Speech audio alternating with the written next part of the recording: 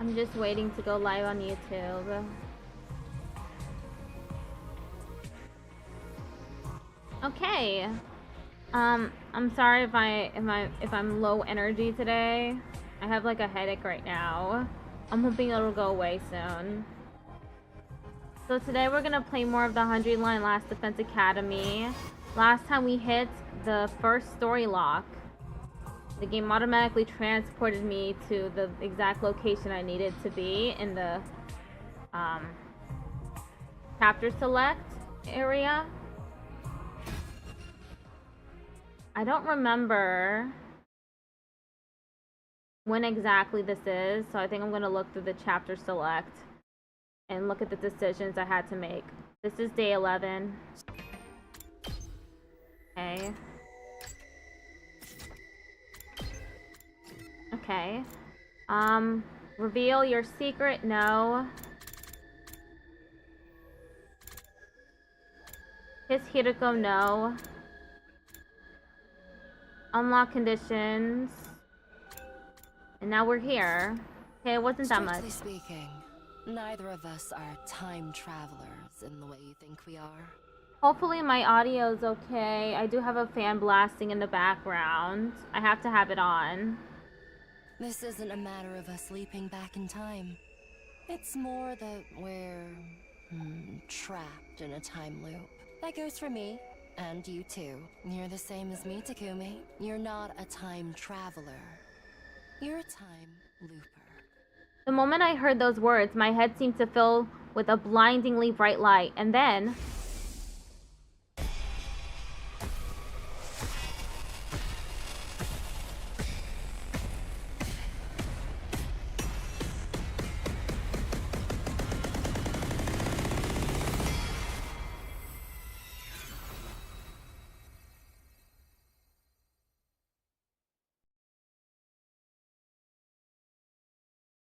The next thing I knew, I was back in my room, lying on my bed. Hiroko was there with me. You promised me you wouldn't let the truth destroy you. And yet, you fainted the moment you heard it. What are you? A salmon roe? What do you mean by that? You're soft and squishy and fall apart when the heat is on. She had a point. I hauled myself up and got to my feet. Sunlight was streaming in through the window. I must have been lying there all night. I remembered about the other times I've lived through these 100 days, and about what happened in those other, I guess we should call them timelines? Oh. But not all of them, right? Yeah, it's all a little fragmented. Oh. How many did you remember? 10, 20, more than that? No, not even that many. You're still just a beginner. A beginner? Come with me. Hey, where are we going this time? You wanted to hear the whole truth, didn't you? It's not something I can talk about here. Hello, Hearts Blue. Hiroko left the room, still feeling a little clueless. I followed her.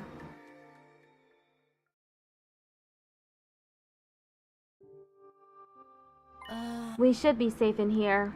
First, I want to know what you know. Which TLs did you remember, and how much do you remember about them?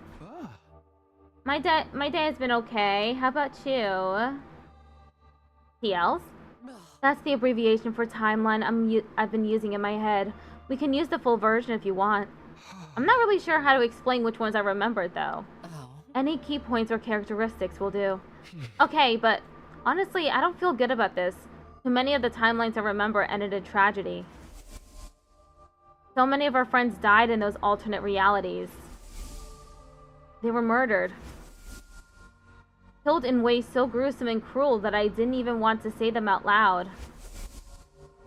It hurt just to think about them. I started to think I'd have been better off never remembering it at all. On the other hand, I warned you, once you know the truth, there's no going back. But you said you could handle it. You promised not to let it destroy you. I did say that. Now I had to stand by it. In spite of the pain it caused me, I began to speak. Okay, here goes. Slowly, hesitantly, I told Hiroko what I remembered about the other timelines. The Gi parasites. The series of murders caused by them. The exorcism rituals I held with Gaku. Getting into the escape pod with Hiroko and Tsubasa and setting off for the satellite. There was another timeline with a serial killer in it too. Except that time it turned out to be Yugamu. Wait, Yugamu?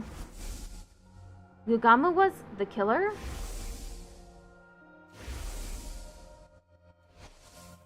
I felt a sudden jolt of pain in my head. My memories must have been getting mixed up. Are you alright? Yeah, I think so. I squeezed Hiroko's hand to reassure her and carried on. I told her about another timeline where zombies started appearing. How long have I been streaming for? You mean totality? Almost 3 years. We tried using Yugamu as bait at first. But even after that, our friends kept dying and coming back as zombies. In the end, I got caught by them too, and...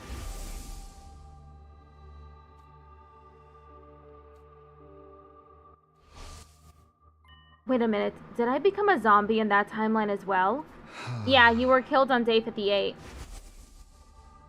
I think I remember that. The zombie Aetho attacked me from behind. But after that, there's nothing. I guess you wouldn't remember being a zombie, huh? Of course not. By that point, I wasn't me anymore. We'll talk more about that timeline later. Tell me about the others. I nodded. There's not much to tell. There's just one more I can remember.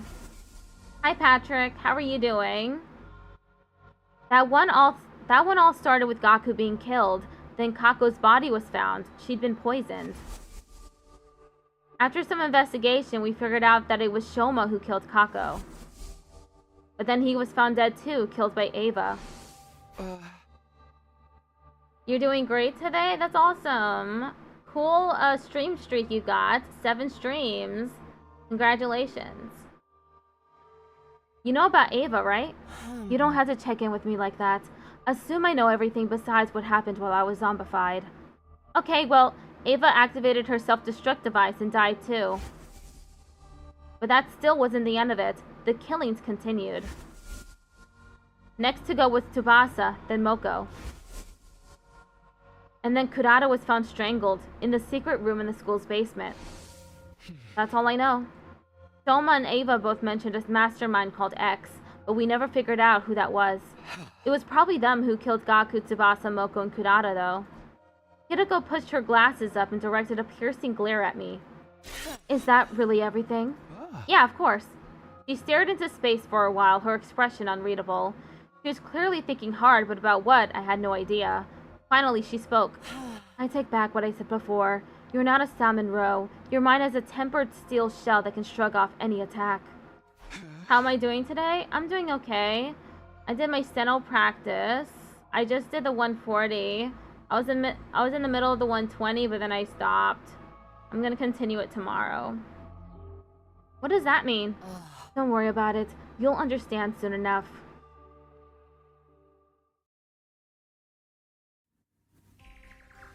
Why do we keep moving around? To throw off anyone who might be trying to eavesdrop on us. Is someone really doing that? Probably not, but it pays to be careful. Have a nice day to you too, Hearts Blue. Thank you for subbing. So going from place to place is safer than staying put and going through the whole story? Hiroko nodded. I suppose it's my turn. Ask me anything, apart from my credit card information. Well, okay, well, first of all, I want to know about your memories. When did you start remembering other timelines? Do you remember what happened on day 3? That's when you decided to keep it a secret that you'd come from the future. And you made up the story about reading Aetho's diary to explain how you knew what he was up to. My memories returned right after that, although I don't remember everything either. So far, I've only managed to recall 146 timelines. 146? Yes, I've been through at least 146 loops, and most of them made it to day 100. Doing the math, that's 14,600 days, divided by 365, that's 40. I've been living at this school in this loop for at least 40 years. 40 years? 14,600 days? It was hard to even wrap my head around that length of time. It was making my brain freeze up. I just stood there completely dumbfounded. And that's only the bare minimum. Accounting for loops I haven't remembered yet, the real number is probably even bigger. This is only speculation, but I think something similar is going on with you. Huh? There's a good chance you've lived through these 100 days just as much as I have. At least 146 loops or 40 years. It's all happened. You've just forgotten about it.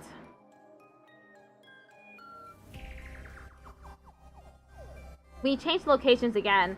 I was still dazed and confused, so Hiroko picked up the conversation without any prompting.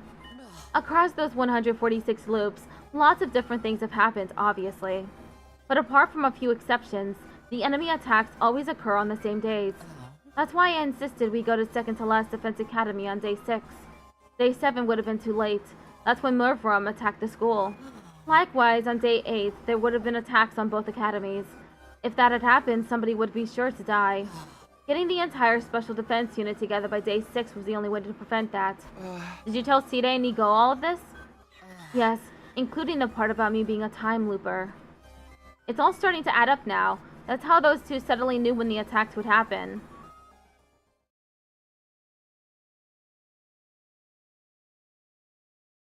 Why didn't you tell me about the loop? You told Side and Nigo, but not me? I did tell you. I've told you and the others so many times in so many timelines. But things always played out in the worst possible ways when I did.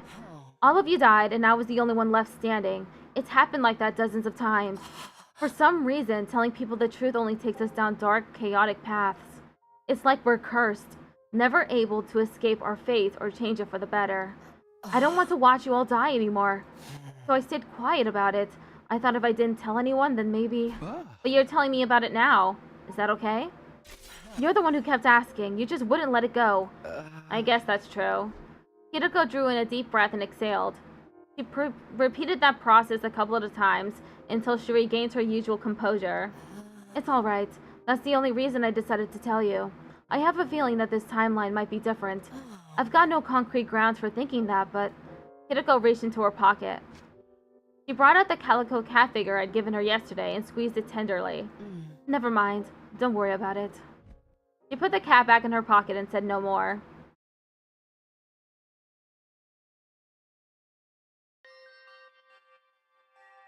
This explains a lot, but I still don't understand how we got stuck in this time loop in the first place. Before we get into that, let me tell you some more about the loop itself. It begins on our second day here. Tickled off Patrick just redeemed Pat My Head. Thanks for redeeming Pat My Head. More specifically, the night of day 2, right before Aetho destroys Side. When the loop resets, that's always the point in time that we return to. Huh? And when does it reset? It depends. There are 2 possibilities. Either when we die, or at 10 a.m. on day 10. Day 100. Day 100? 10 a.m.? Yes. Right around the time the school launches its final attack. For whatever reason, even if we make it to the end, we still can't escape this place. When it gets to 10 o'clock, we'll be forced back to day 2 to do it all over again. You said you remembered a timeline where we managed to get into the escape pod, yes? But do you remember anything from after that? I remember taking off for the satellites and watching the final attack through the window.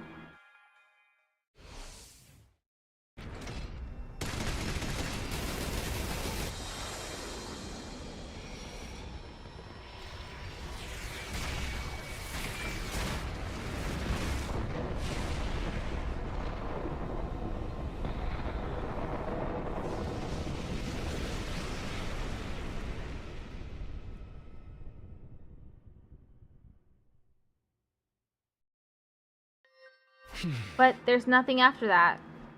You see, you don't have any memories of us actually reaching the artificial satellite. Neither do I. Before we can get there, our consciousnesses are pulled back. And we start again from day 2. Hiroko nodded. But is this really all true? Somehow I have a distant memory of days beyond day 100.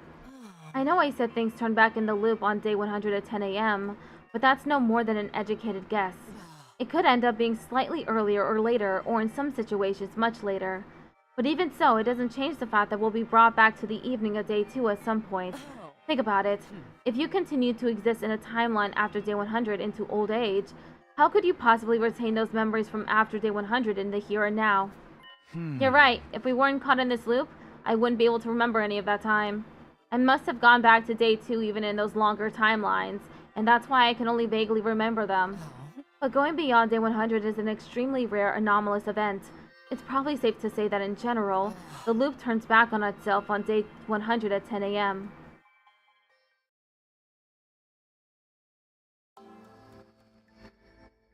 When I had rides back in the past, I didn't have any memories from other timelines.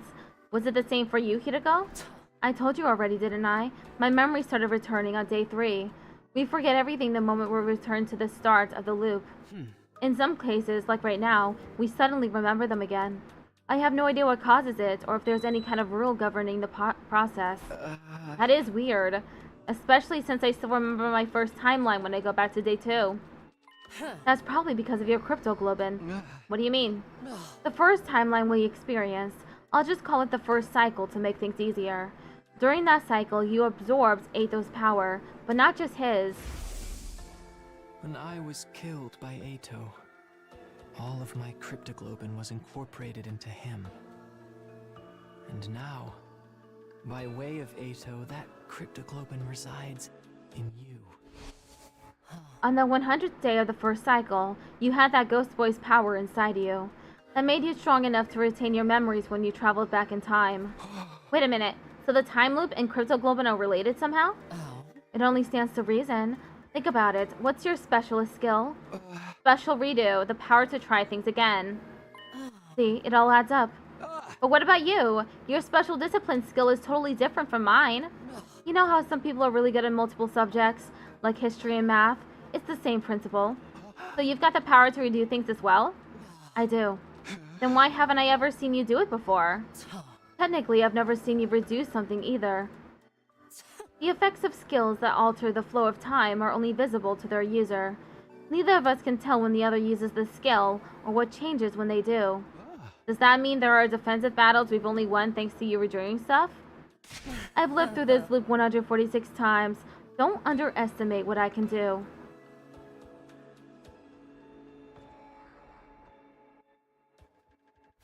Okay, I think I get that the time loop is somehow caused by your specialist skills, but there's still something I don't understand. At the end of the first cycle, I wanted to change things more than anything. That's how I was able to go back to the night of day 2. But why does it keep happening in the other timelines? Why does dying or making it to 10 a.m. on day 100 pull us back to that same point? I don't know, but I have a theory. It's because that initial jump back in time was the trigger. Hello, Gian. How are you doing? Think of spinning tops. They'd never stop spinning if it wasn't for friction.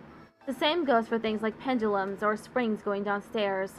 In a situation where there was no resistance, all it would take is one little push and they'd keep moving forever. Forever? That's right. Does that mean we're going to be stuck in this loop forever? There must be a way to break out of it. There has to be. What is it? Do you think I'd have put up with that idiotic face of yours for over 14,000 days if I knew that we don't know how to escape? Not right now, at least, but... But what?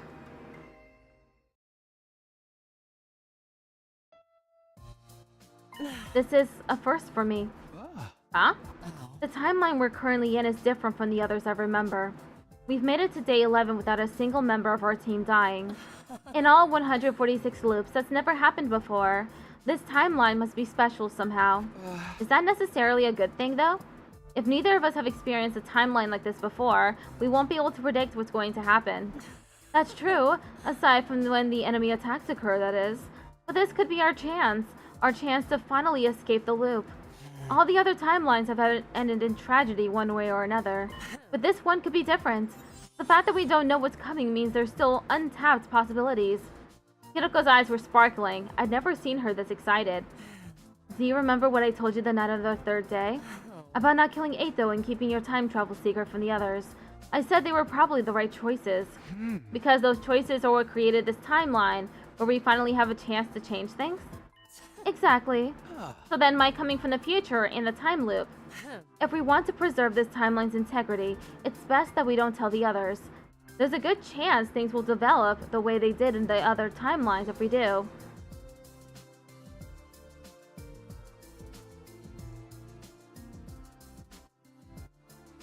This timeline is hype. There was still plenty of I didn't understand about this time loop thing, but I had a pretty good grasp on the basics.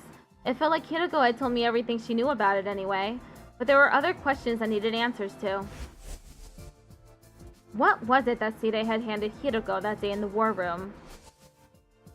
What was with that old lab in the ruins? What was parallel leaping? Why was Eito still alive when I saw his dead body before? Why did Hiroko try to strangle me that time in the infirmary? Who was in the drone she put into the revivomatic? And perhaps strangest of all, why was she crying when I saw her on the roof at the end of day 9? But just as I was about to ask her, that should do it for today. You need time to process all this information. We can pick up this conversation again tomorrow. No, I'm fine, really. But Hiroko wouldn't listen. She turned around and headed back toward the school, refusing to stay anymore. Oh man, why is she always like this?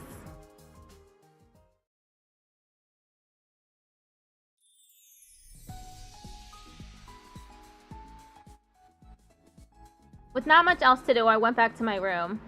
Thinking about all those mysteries wouldn't do me a whole lot of good now. Not to mention, we'll still have plenty of battles to fight from here on.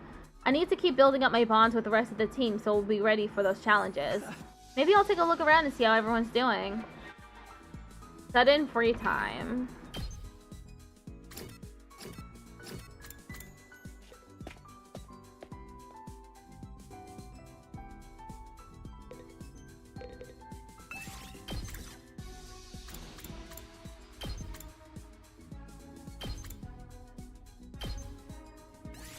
You really want me to come along?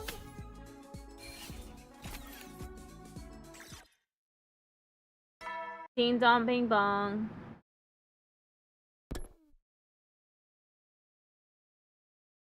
Hiroko said we'd talk more tomorrow. She's finally starting telling me stuff, so I don't think she's about to go back on that promise now. I had no choice but to trust her.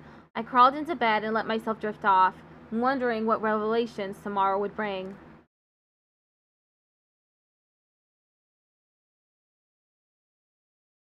Day 12. Ding dong bing bong.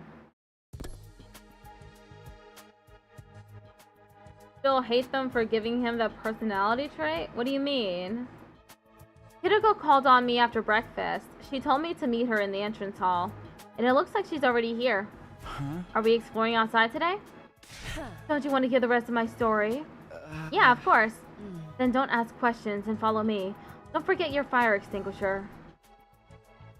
Hiroko walked away at a brisk pace. I grabbed an extinguisher and hurried after her. Oh, Shoma with his self-deprecation?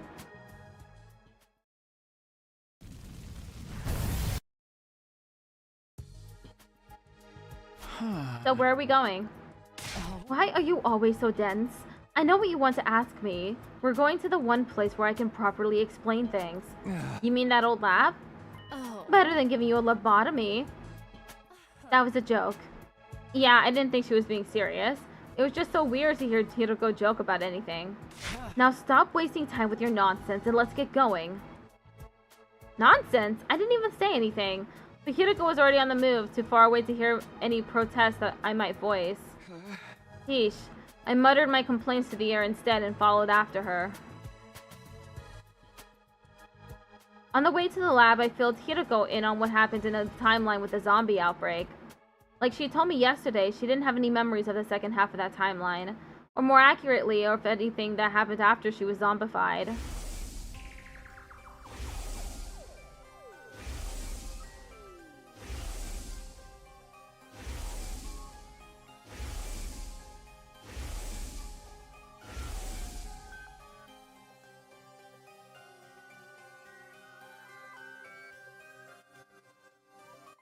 It's just like I thought. Those zombies were created by the gay parasites. It all began with the Alpha 1 and Alpha 2 specimens Sotomi and Gaku brought back. Alpha 2 was already in its male spawning phase. It laid its eggs in the bodies of our dead friends, including me. Then those eggs hatched into male Gi and burrowed into the corpse's brains, temporarily reanimating them. That also explains one of the biggest mysteries around here. It does? Which one? You're better off not knowing. But I know you'll keep pestering me about it, so I'll tell you later.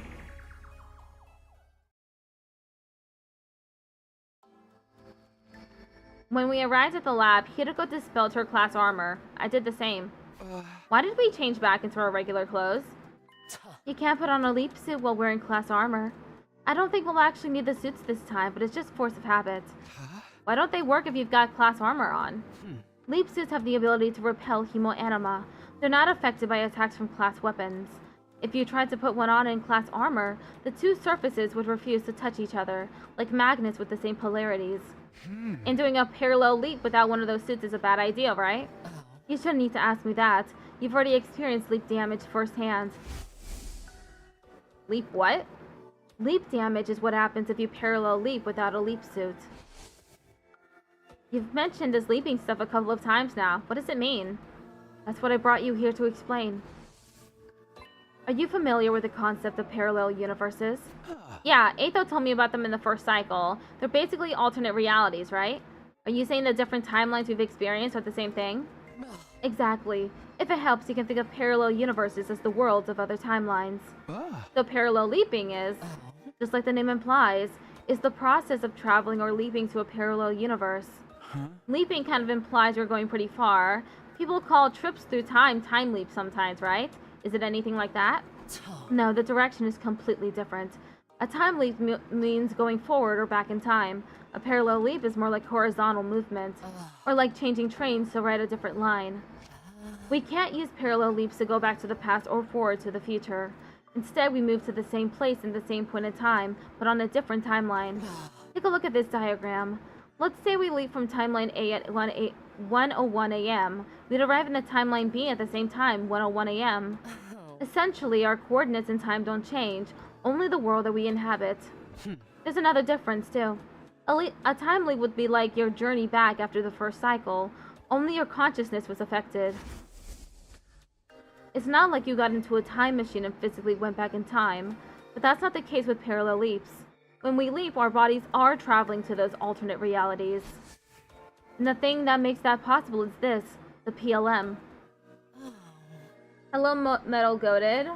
How are you doing today? You've probably guessed from the PL part, but it stands for Parallel Leap Machine. Wait a minute. You mean that night, just after midnight on day 5? We left to another timeline? You only just figured that out? You really are slow sometimes. Where did we go, though? Which timeline was it? In answer to my question, Hiroko took out a handheld device and showed me the screen. What's this? A map of the different timelines based on the machine's data. The timeline we went to that night was... Hunt Mystery. Hunt what? It's a timeline that splits in two on day 25. Whoops, wrong. Chapter select. 25. Box of Calamity Roots.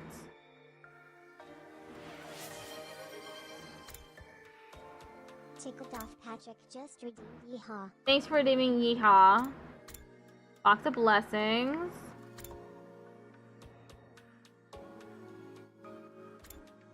Hunt Mystery. Mystery Route. Killing Game Route.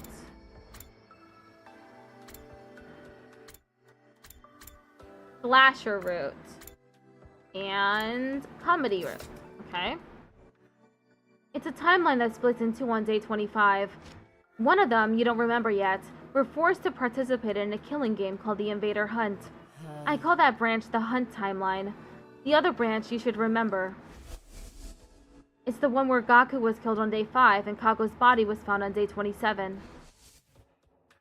You investigated the matter and figured out that it was Shoma who killed Kako. But then Shoma himself was killed. This time you pinned Ava as the culprit. But then she self-destructed and things only got worse from there. You were beset by a whole host of mysteries, but still did your best to solve them. That's why I call this branch the Mystery Timeline. The Hunt and Mystery Timelines, huh? That's right. And this is the line that both of them split off from. So I combined... Ava did kill Shoma. She did definitely do something wrong at that time. So I combined the names together, making this the Hunt Mystery Timeline. And that's the one we went to? Yes, on day 5, just after midnight. But why did you want to go there anyway? I had 2 objectives. One was to prevent Gaku's death. The other was to do something about...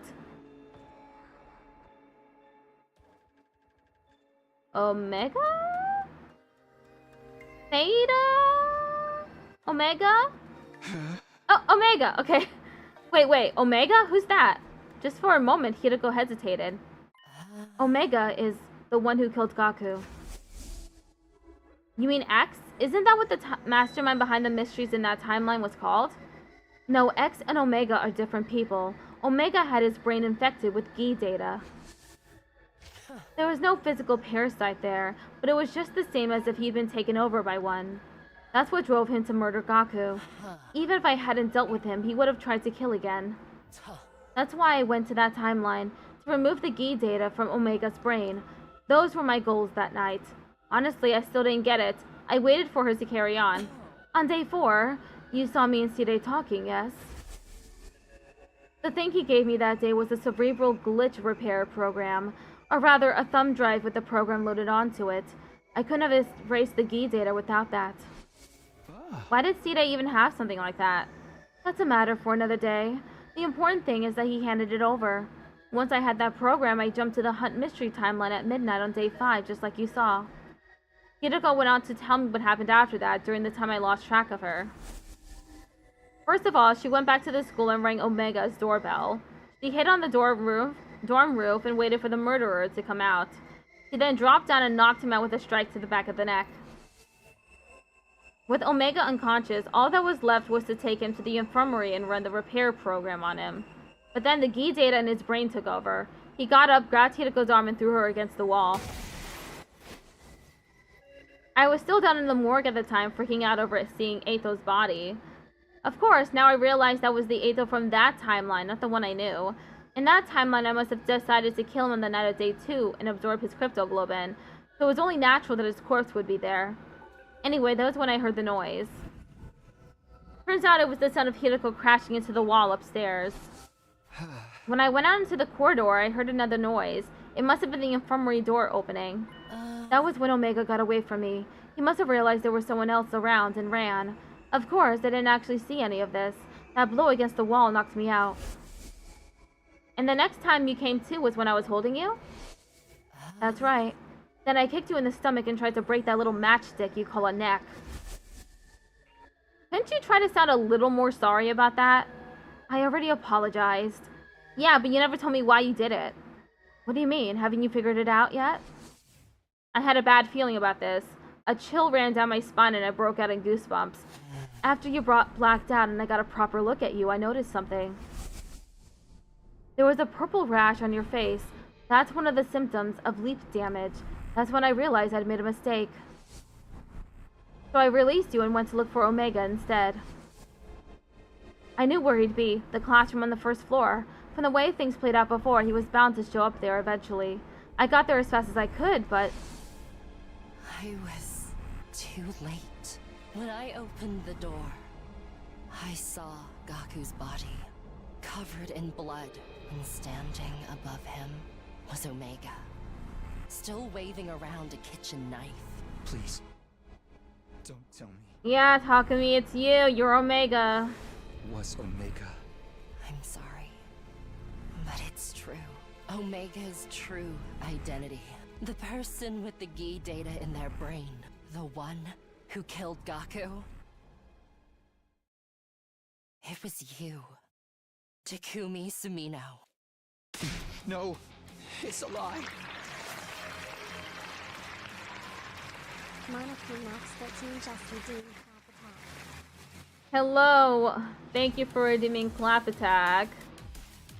I won't believe it. I did it. I killed Gaku? No, it can't be. That can't be true. Give him a little slap in the face. We got Alpha, Pheromones, Beta, Atho, and Omega Slasher.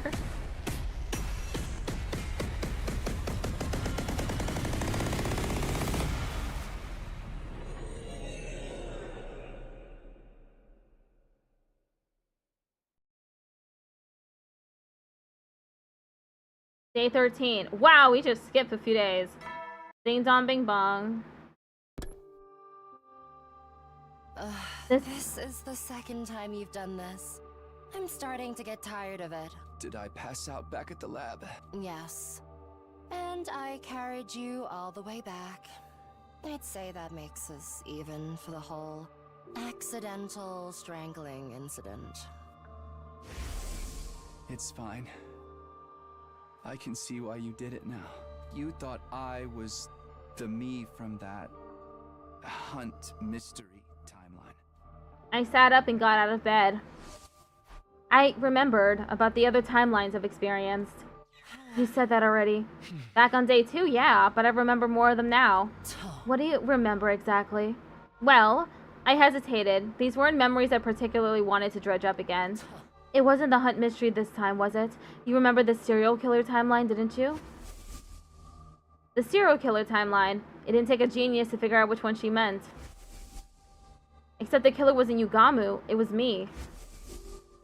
In that timeline, I killed Ava. Then Moko. And Takemaru. And Kurata. Toma. And Darumi. And Ima and Kako. All of them. Everyone. All of my friends. And in the end, even Nozomi. I started shivering uncontrollably. I felt off balance, like I might collapse any minute. Are you alright? I wasn't alright, not even a little, but I put my hand on my chest and forced myself to take some deep breaths. You were probably repressing those memories until now, as a self-defense mechanism. You sealed them away in a corner of your mind without even being aware of it. That's why I likened your mind to a steel shell before. But I guess you really are as fragile as a salmon roe after all. I wasn't paying attention to what Hiroko was saying. The only thing I could hear clearly was my own raging heartbeat. This might sound like an empty platitude, but I assure you, I say it as someone with 40 years worth of experience. Don't beat yourself up over this. It's not your fault. You aren't the same person who did those horrible things. The one who killed Gaku on day 5 was the hunt mystery Takumi. Likewise, the Takumi in the serial killer timeline was someone completely different from who you are now. And even with those other versions of you, it was really the Gi data in your brains that made them act that way. They weren't in control of themselves. You don't have to bear the responsibility for their crimes. My breathing finally started to slow down. I wiped away the cold sweat that had formed on my forehead. What is this Gi data anyway, and how did it get into my brain? I didn't know either until last night when you told me about the zombie outbreak. In that zombie timeline, you were infected on day 100. The Alpha 1 Gi Queen laid an egg inside you. That egg then hatched into another queen, which burrowed its way into your brain and fused with you on a cellular level. Okay, but right after that, the final attack began, and...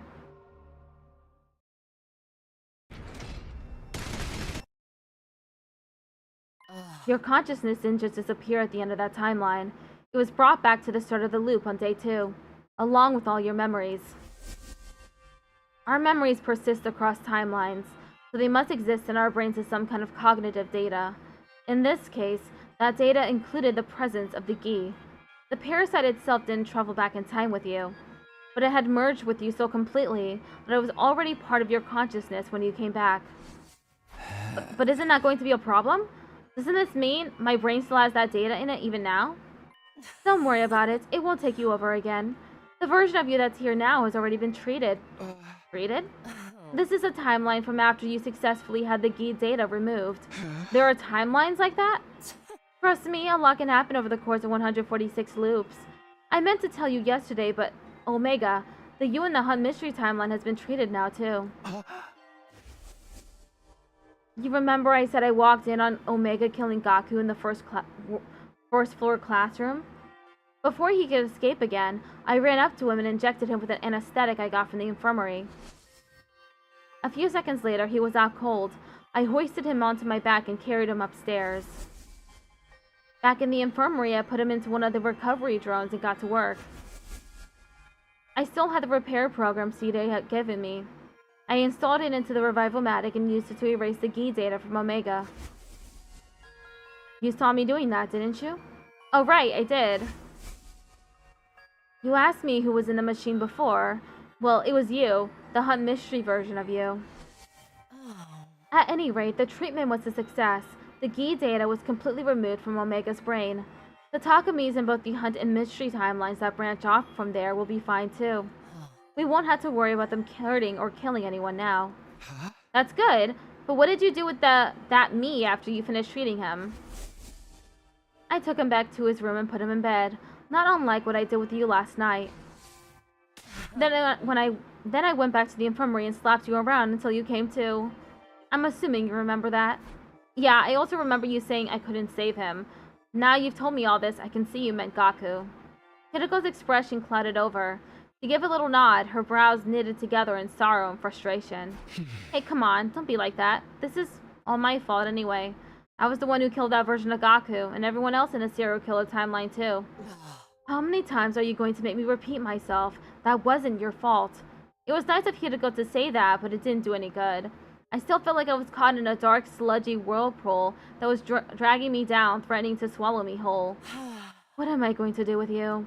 Remember your promise. Don't let the truth destroy you. I had a feeling you'd react like this. That's why I was keeping it from you. I just knew you'd end up feeling like you were responsible for the whole thing. I wanted those thoughts to go away. I wanted it all to stop. It took everything I had to croak out my next words. I'm sorry, but I'd like to be alone for a while.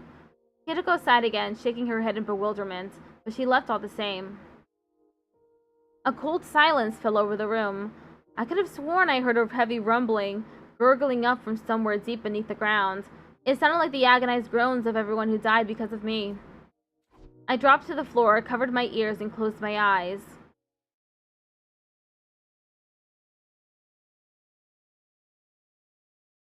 Day 14. Ding dong bing bong.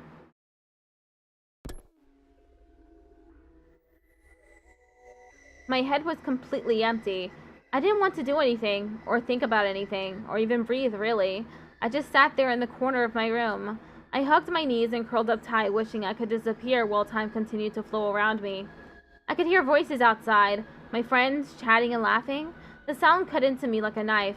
In another timeline, I'd been the one to steal that laughter from them forever. At some point, my room started to get dark. The sun must be going down outside. Darkness seemed to trickle in until it filled the space completely.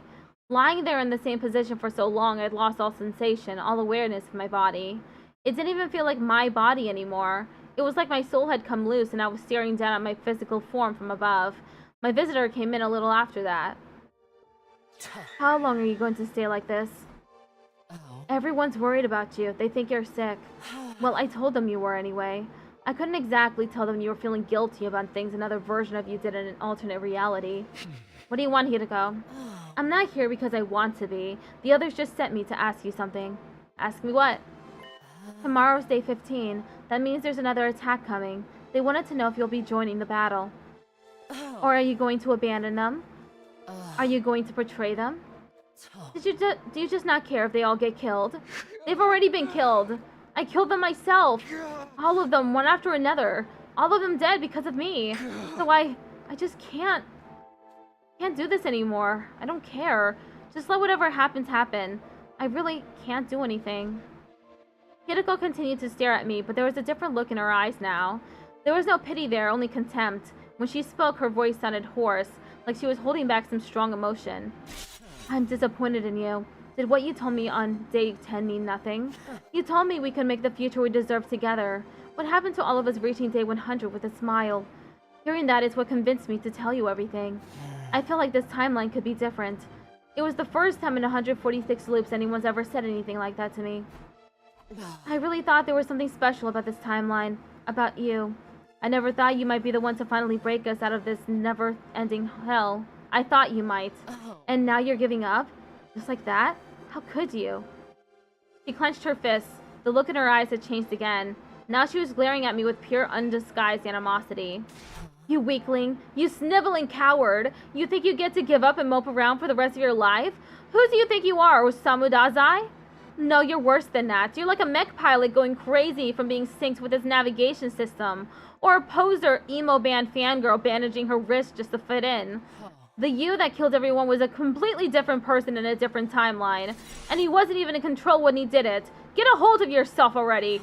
Don't you realize how much danger you're putting everyone in by wallowing like this? If anything is going to get them killed, it's your own negativity and self-loathing. You're sure as hell not going to protect anyone the way you are now. If you're going to allow others to protect you while doing nothing in return, you might as well be signing their death warrants yourself. You're going to get everyone killed, and you're doing it of your own free will this time. That's a complete betrayal of everything you believe in. What happened to all of us reaching day 100 with a smile? What happened to creating a future where we could all be happy? I've tried everything I can think of, and nothing's worked. I can't do this alone. I need your help. You, Takumi Samino, you're the only one who can save us. For a moment, neither of us said anything. Hitoko's shoulders were shaking and she was breathing heavily. Her quick, shallow panting was the only thing breaking the silence. But eventually, even that sound became quieter. I guess that's it. I can't count on you for anything. Not in this loop or the next or the one after that. Never again. Hitoko turned and left the room. While she was talking, something had started to well up inside me. Now a wild, raging energy was surging through me. I couldn't let it end like this. I didn't know what I was going to do, but this feeling inside me was getting stronger and it had to go somewhere. Before I knew what I was doing, I got to my feet and rushed out the door. Hitoko, wait! She turned around. She looked so sad, so tired. But I looked her in the eye and let everything I was feeling come pouring out. I did mean what I said back then, and I still feel the same. I want to create a future where we can all be happy. Not just for day 100, but day 101, day 102, and all the days after. Right now, I want that more than ever. These memories, this knowledge of the other timelines, they've shown me just how important that is. So I'll fight. Not just against the invaders, or my own weakness, but an enemy even greater than that too.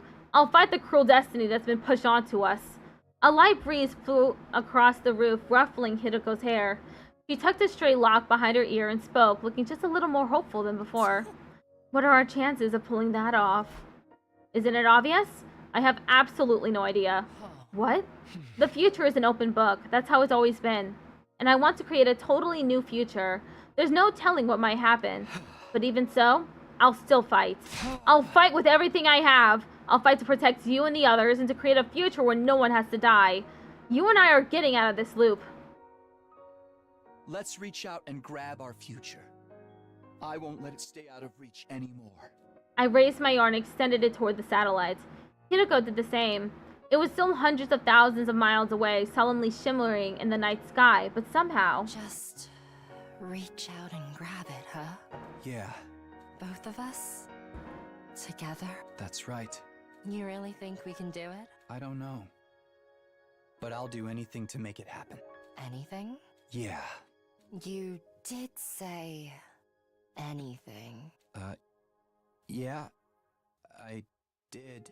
What idea does Hitoko have in mind that she's saying that?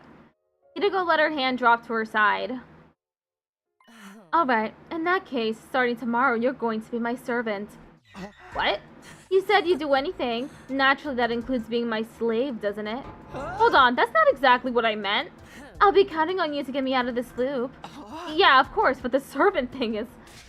Silence! I'm tired and I'm going to bed. I need to rest up for the battle tomorrow. Well, good night. She gave me a wicked grin before going back to her room. As I watched her go, I noticed a newfound spring in her step. I, on the other hand, suddenly felt uneasy. I thought I'd get to sleep that night.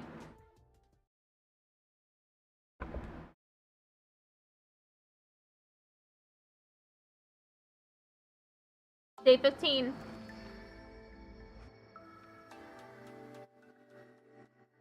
Early the next morning, I woke Hitoko up and convinced her to join me in the courtyard. What are we doing out here at this hour? The enemy is going to attack during the morning announcement. But before that, I need to ask you something. What is it? It's about Veshnes, the Supreme Commander. In the last two battles, you basically told everyone to ignore her. You had us focus on the regular commanders instead. And you want to know why? It's simple enough. It's because she isn't as much of a threat in this timeline. Why not? In most, though not all, other timelines, she starts absorbing cryptoglobin like we do. It's a decision she comes to while listening in on our communications in her hoodie guise on day 7. She also finds out about you coming from the future from intercepting a conversation between you and C-Day. That's when she puts it all together. The reason both sides suddenly got stronger is because of you absorbing so much cryptoglobin during the first cycle. Knowing that, she decides to do the same, breaking her religion's greatest taboo. But none of that has happened in this timeline, because you didn't mention time travel in the battle on day 7. Not that you would, having decided to keep it a secret from everyone. Now Veshnes doesn't know you've come from the future, or just how much power can be gained by taking it from others. Do you understand what that means? Yeah, she's still following the teachings and not absorbing cryptoglobin. Not in this timeline, anyway. It did make sense. That must be why she didn't drain Pakron after we defeated her. But that doesn't mean she's not a threat at all, right? Of course not. Ideally, I'd like to put an end to her in today's battle. How are we going to do that? We have the new weapon Sita and Ego created. It's what we usually use on day 15. Oh right, but it's also usually unfinished.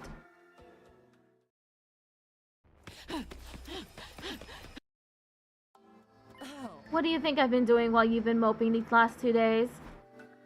I've been out gathering materials.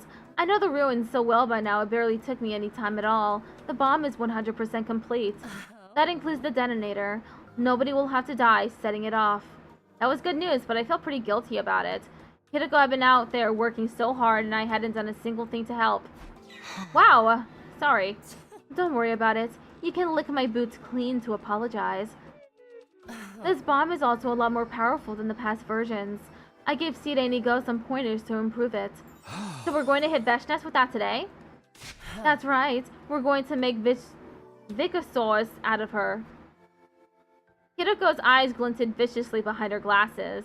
Then we heard the morning announcement over the PA system. Ding dong bang bong.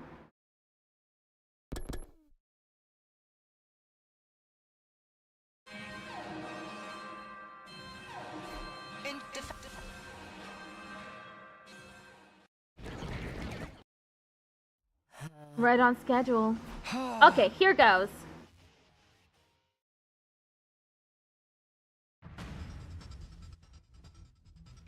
When we got to the war room, everyone else was already there. You're late!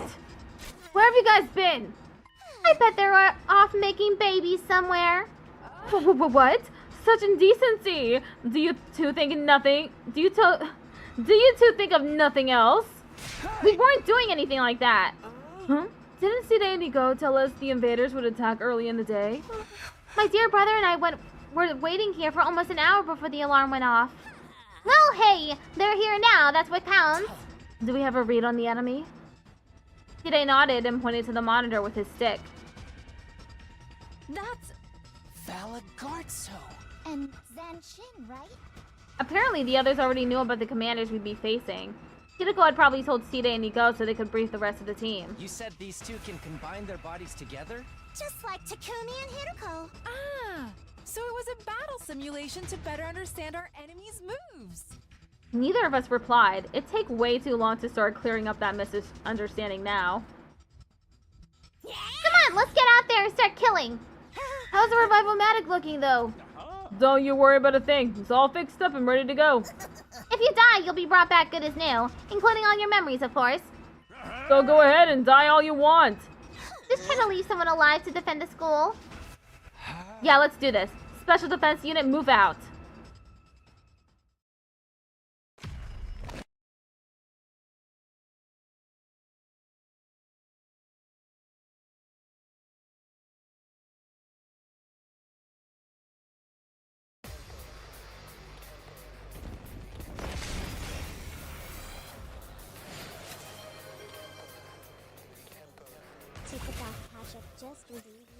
Thanks for redeeming Yeehaw.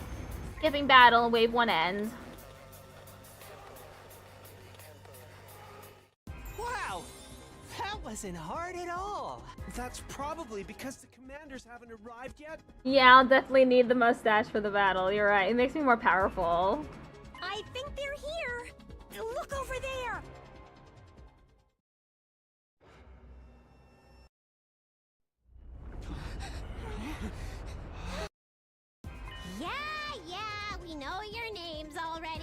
We've got a neat little intelligence network of our own, you know? Everyone seems pretty confident, but I suddenly remembered how this went the first time around. I sidled up to Hiriko and tried to talk to her without attracting attention. Hey, Yugamu hasn't made his special drug in this timeline, has he? The one he used to defeat Genshin in the first cycle? No, he hasn't. He hasn't extracted any commander DNA to make it with. Why didn't you say anything? We could have used Mervrams before we killed him. Me? Why didn't you say anything? I don't remember anything about the first cycle battle with Genshin. She was right, of course. Hiriko was already dead at that point, killed by Ato. I hadn't thought of taking DNA from Mervram. That was on me. But I never expected we'd have to face Sanjin again as early as day 15.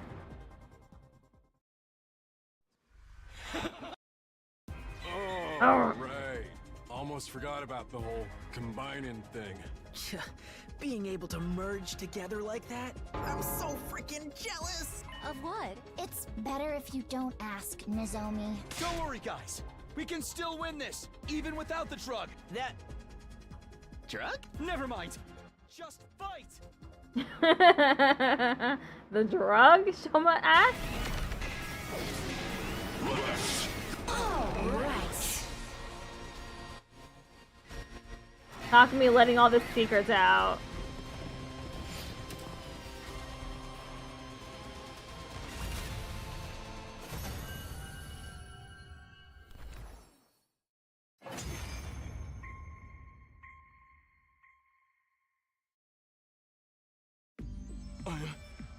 And here, Don't. my only He'll be. Ugh, can you not talk about your kid right now? It's making it really hard for me to work in dirty jokes. Sarada, when has your personality ever been like that? When have you been the one to crack dirty jokes? At any rate, this means victory's ours. Yes? Yeah, but don't forget what Siri told us. There's gonna be another one. The words were barely out of Moko's mouth when that other one showed up herself. There she was, the Supreme Commander, Veshnes. How disappointing, Valagarzo, Zanshin. I thought you were stronger than this. Or did you lose on purpose, so I could take your prey for myself? As she spoke, a change started to come over Veshnes' body. So that's her battle form, huh? We learned a little about it from the intel we got, but it's still pretty gross looking, isn't it? Okie dokie, time to get killing! I guess we're doing this. Wait. There's no need for us to fight her directly. Sire? Nigo? Is everything ready? You bet! We can fire at any time! Get back inside the school, post haste! It's time to use the new weapon, huh? Wait, new weapon? You never told us nothing about that. Everybody looked confused. Obviously, Side, Nigo, and Hiriko hadn't felt it necessary to tell them about the bomb. There's no time. We'll explain later. Trust me, guys. Just get out of here. The others responded to my order and ran back towards the school. Hiriko and I brought up the rear. Once we were all inside, I turned back and saw Veshnes walking slowly across the battlefield toward us. It was now or never. We're in! Fire when ready! Gotcha! Here we go! Undying flame bomb, fire!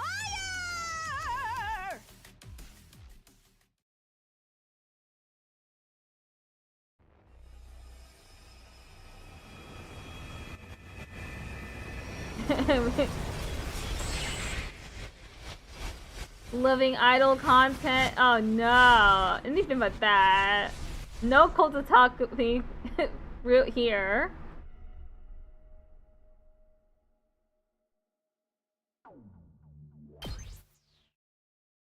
It looks like one of those giant bullet things from Mario. Bullet bills. Nice work, troops. You did great out there. The credit for the final blow has to go to us and Miss Shizuhara, of course. That's right.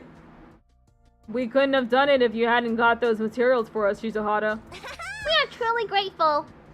Seriously though, Hiriko, you could have told us we had something like that up our sleeve. Yeah, this is no time to butter your lips. The expression is button your lip. If we'd known, we could have helped you get the materials you needed. Why did you keep it a secret all this time? Let's just say I had my reasons. The Vechness actually bit the big one? She's really gone now? She's got to be. An explosion that strong would have blown her to smithereens. It's true she disappeared without a trace when the dust cleared, but... Since there's no body, there's a chance she might have survived somehow. Come to think of it, that did happen in other timelines. Even after getting caught in the Undying Flame Bomb's blast, Vechness came back to fight another day. I glanced over at Hideko. She was resting a finger on her glasses, a distant look in her eyes, like her thoughts were somewhere else. No use thinking about what ifs now. I say we enjoy this victory high while it lasts. I'm down for that. We gotta take our wins where we can. Then is it time for the usual? I think so. 1, 2... Special Defense Unit! Best in the world! Indestructible and undefeated! Never lose! Never yield! Special Defense Unit! Fight on! Ad starts in 1 minute. So, will we be having a party this time? We don't have the budget for that. This is a military academy, not some hedonistic tech startup. Alas. And so our post-battle meeting ended without any further discussion. Tired but satisfied that we'd done a good job, we went back to our rooms to rest.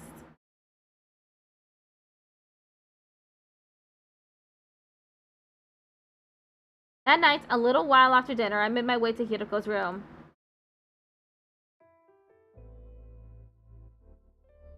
What? My shoes are already clean. I'm not here to lick your boots, Hideko. What do you want then? My sofa and desk chair aren't broken. I didn't come so you could sit on me either. I wanted to ask you something. You said you'd be counting on me to get us out of this loop. Let's get into details. What exactly am I going to have to do? Good question. First of all, we'll need to figure out an actual method of leaving the loop. Can we consider that our objective for now? If you want, but it's not going to be easy. You can't just try anything that comes to mind and hope it will work. Believe me, I'm speaking from experience. What should we do then? Don't get ahead of yourself. There's something else we have to deal with first. Something else?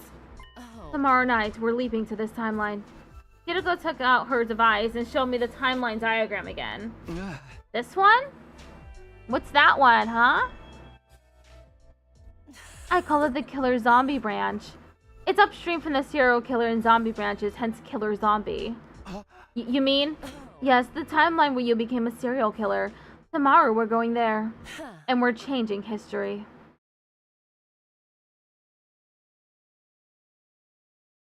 Far out. How fun. This is fun. I like working with Hideko. Okay.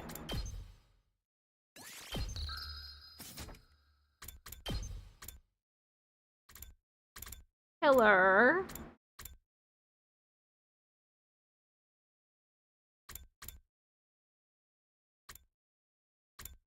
Slasher route. So we're going here.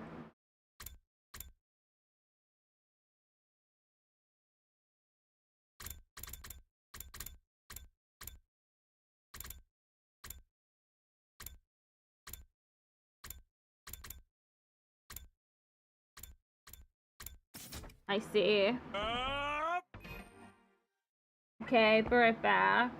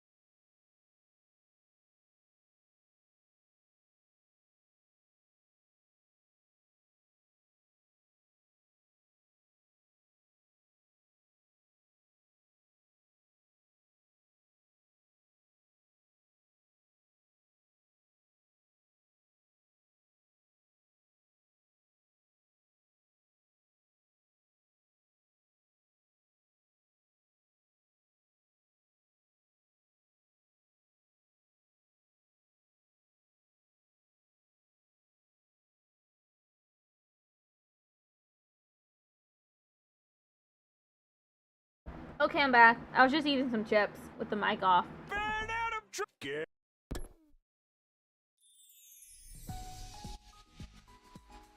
After breakfast, I headed back to my room to think out my next move.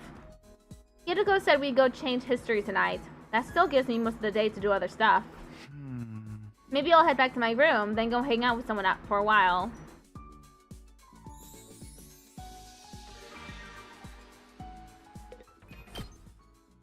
Gotta get more materials.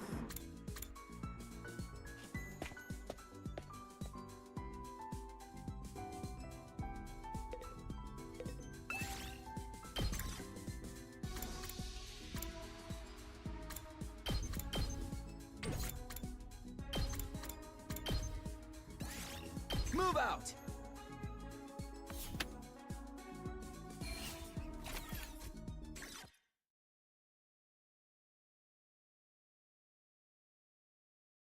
Day turned to night. Taking care not to be spotted, Hideko and I snuck out of the school. We made our way along the road that led to the old lab.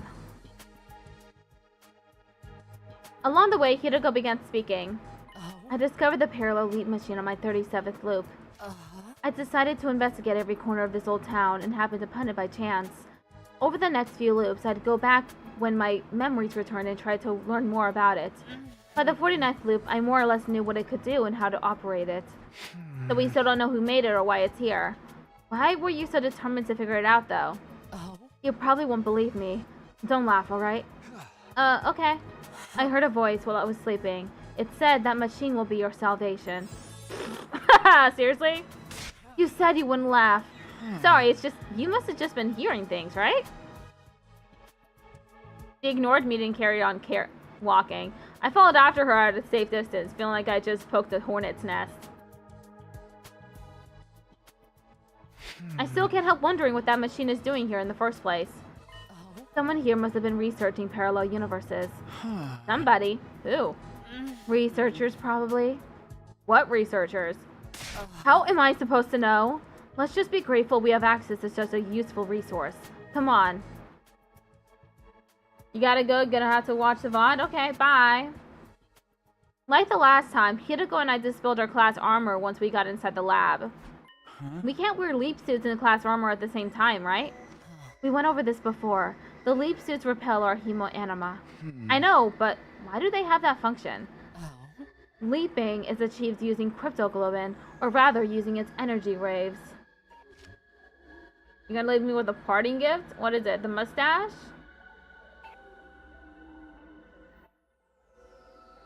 Ah! Tickled off Patrick just redeemed autism creature. The autism creature, I see. Thank you. The infinite parallel universes out there exist in a space filled with cryptoglobin energy.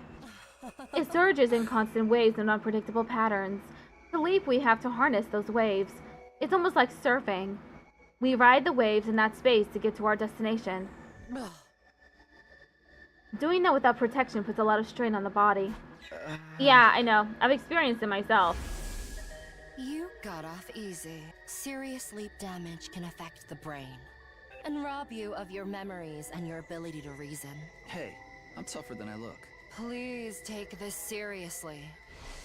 If you parallel leap 2, maybe 3 more times with exposed skin, your body will eject all of its cryptoglobin. That means no more revivals. You'll die, and you'll stay dead. My point is, to avoid leap damage, you have to avoid touching that cryptoglobin energy directly. So that's why the leap suits cover our whole bodies and push it away from us. That's right. Thanks for clearing that up. I have another question, though. You said we're going to change history tonight. What exactly is that going to involve? The same thing as when I went to the Hunt Mystery timeline on day 5, erasing the GI data from that Takami's brain. I've got everything we need right here on this thumb drive. That's the thing Seed I gave you, right? The cerebral glitch repair program?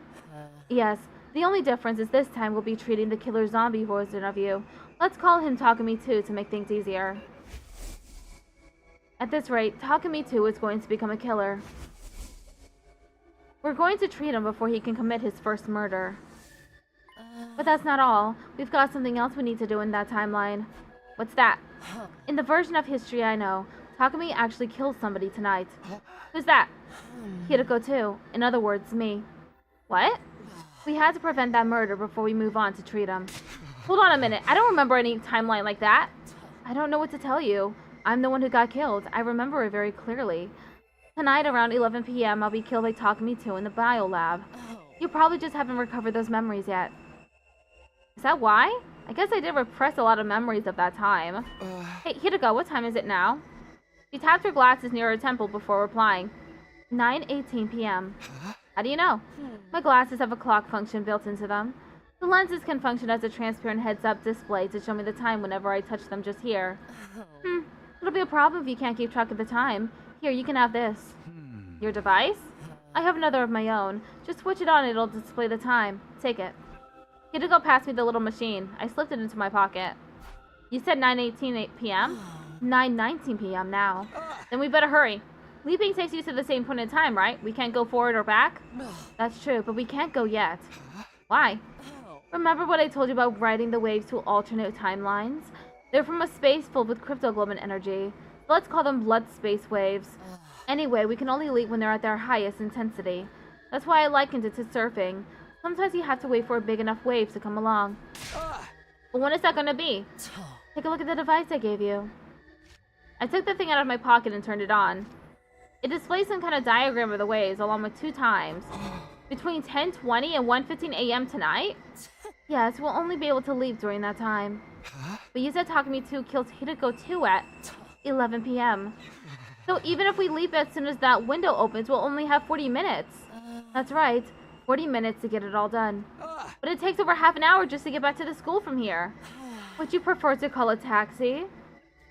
I know it won't be easy, but we still have to try.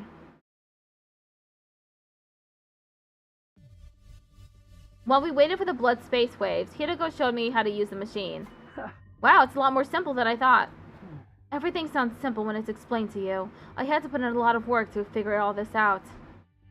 It was 10:19 p.m., just 1 minute until we could jump. We'd already changed into our leap suits and adjusted the machine's settings. Let's go over everything one last time. What timeline are we leaping to? Killer Zombie. And what's our objective? Remove the Gi data from Takumi 2's brain and prevent Hideko 2's murder. Good, it's time. Let's get started. I hit the red button on the control console and we both stepped onto the platform. Okay, let's do this. Hideko, I have a question. Why does Eito know about this machine?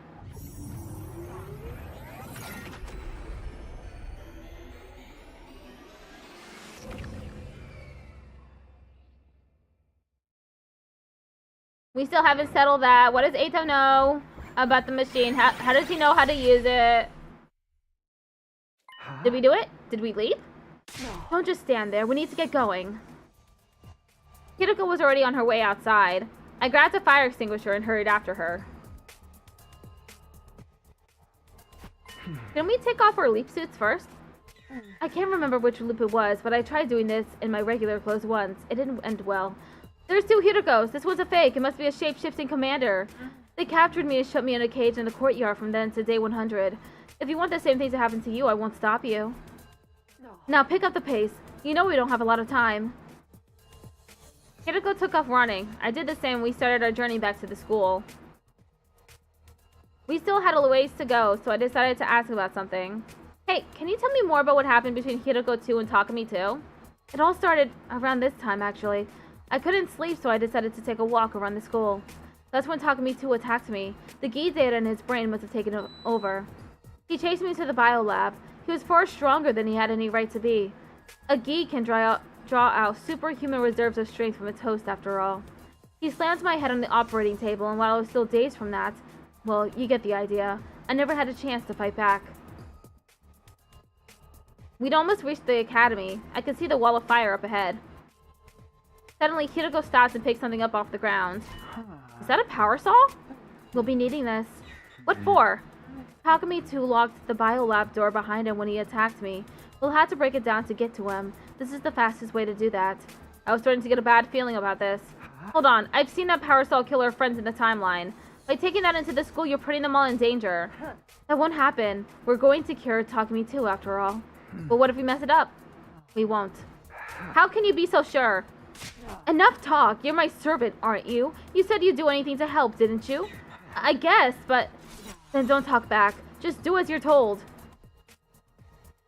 Hideko took off running toward the wall, power saw in hand. I followed a few steps behind, trying to keep down the panic rising in my chest.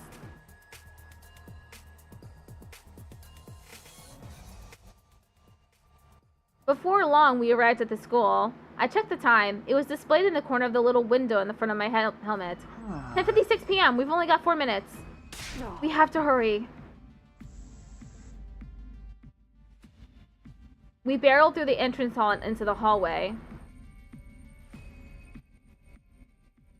Hideko kept going through the halls and up the stairs. It was all I could do to keep up with her. Soon enough, we reached the second floor. I found myself outside the door to the biolab. Hideko had gone there before me, of course. I saw the two of them run in here just now.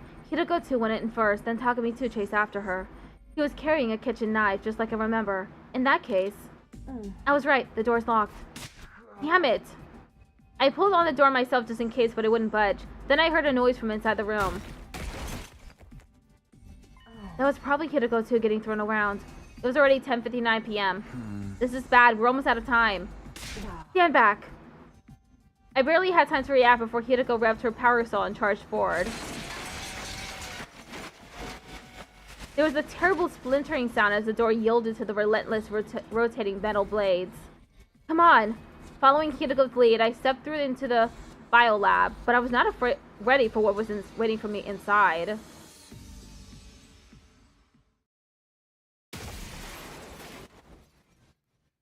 It took me a moment to process what had happened. Hideko had gotten first, but now she was crumpled in a corner. A blow from Takumi too must have sent her flying. From the sound of that groan, she was going to be out of action for a little while. And on the other side of the operating table was Hideko too. She was also on the floor and looked pretty out of it too. Both of the Hidekos were down for the count. Obviously, only one person could be responsible for this. Takumi too, this timeline's version of me. Our eyes met and I froze up. I wasn't used to looking at my own body from the outside. It was such a surreal experience. I just stood there forgetting even to breathe. But it wasn't long until time started to flow again and I was dragged back to reality. Takumi to raise his kitchen knife and dash toward me. Hideko said the leap suits repel hemoanima, but that wasn't a class weapon he was holding. It was more than capable of tearing through the suit and hurting me. He swung wildly, but I did my best to dodge his blows. Obviously, I wasn't about to let myself get killed, especially not by my own doppelganger. But I couldn't keep dodging forever. He was sure to hit me sooner or later. I needed a weapon, something I could use to fight back. Right as that thought crossed my mind, my foot brushed against something. I glanced down. It was the power saw. Hideko must have dropped it when she got knocked over. It's Gikumi? Ah. That's an excellent way to put it, Gikumi. And it was still running. I ducked down, grabbed it, and swung it to the side. The blade connected with the other me's knife and sent it flying. That didn't stop him, though. He grabbed at my arm, trying to take the power saw from me. Ugh! I wasn't about to go down without a fight. I wrenched it away and kicked him in the stomach. He slammed against the wall and fell to the floor, his face contorted in pain. This scene is familiar! I must have hit him pretty hard. He wouldn't be getting up anytime soon. I took advantage of the lull in the fight to go and check on Hideko too. She didn't seem to have any visible injuries, but I had to make sure she was okay. With all that strafing around I've been doing, not to mention the run over here, I wasn't exactly feeling at my best. I fought through the fatigue and lumbered over to this timeline's Hideko, but just as I was about to reach her, something slammed into me hard from behind. I staggered a few steps, suddenly off balance. Takumi too saw his opportunity and took it. As the two of us grappled, we found ourselves near the window. And then... next thing I knew, I was in the air with Takumi too still clinging to me. He must have tackled me with so much force that it sent us right through the window. Shards of glass were all around us, sparkling in the night air. For one weird, disconnected moment, it would actually go kind of beautiful. But then the laws of physics kicked in and we were falling, rocketing toward the ground faster than either of us could deal with.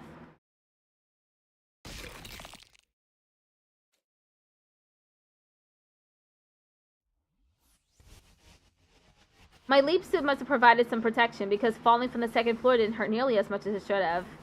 I saw the power saw lying to my side. I grabbed it and got to my feet looking around for Takumi too.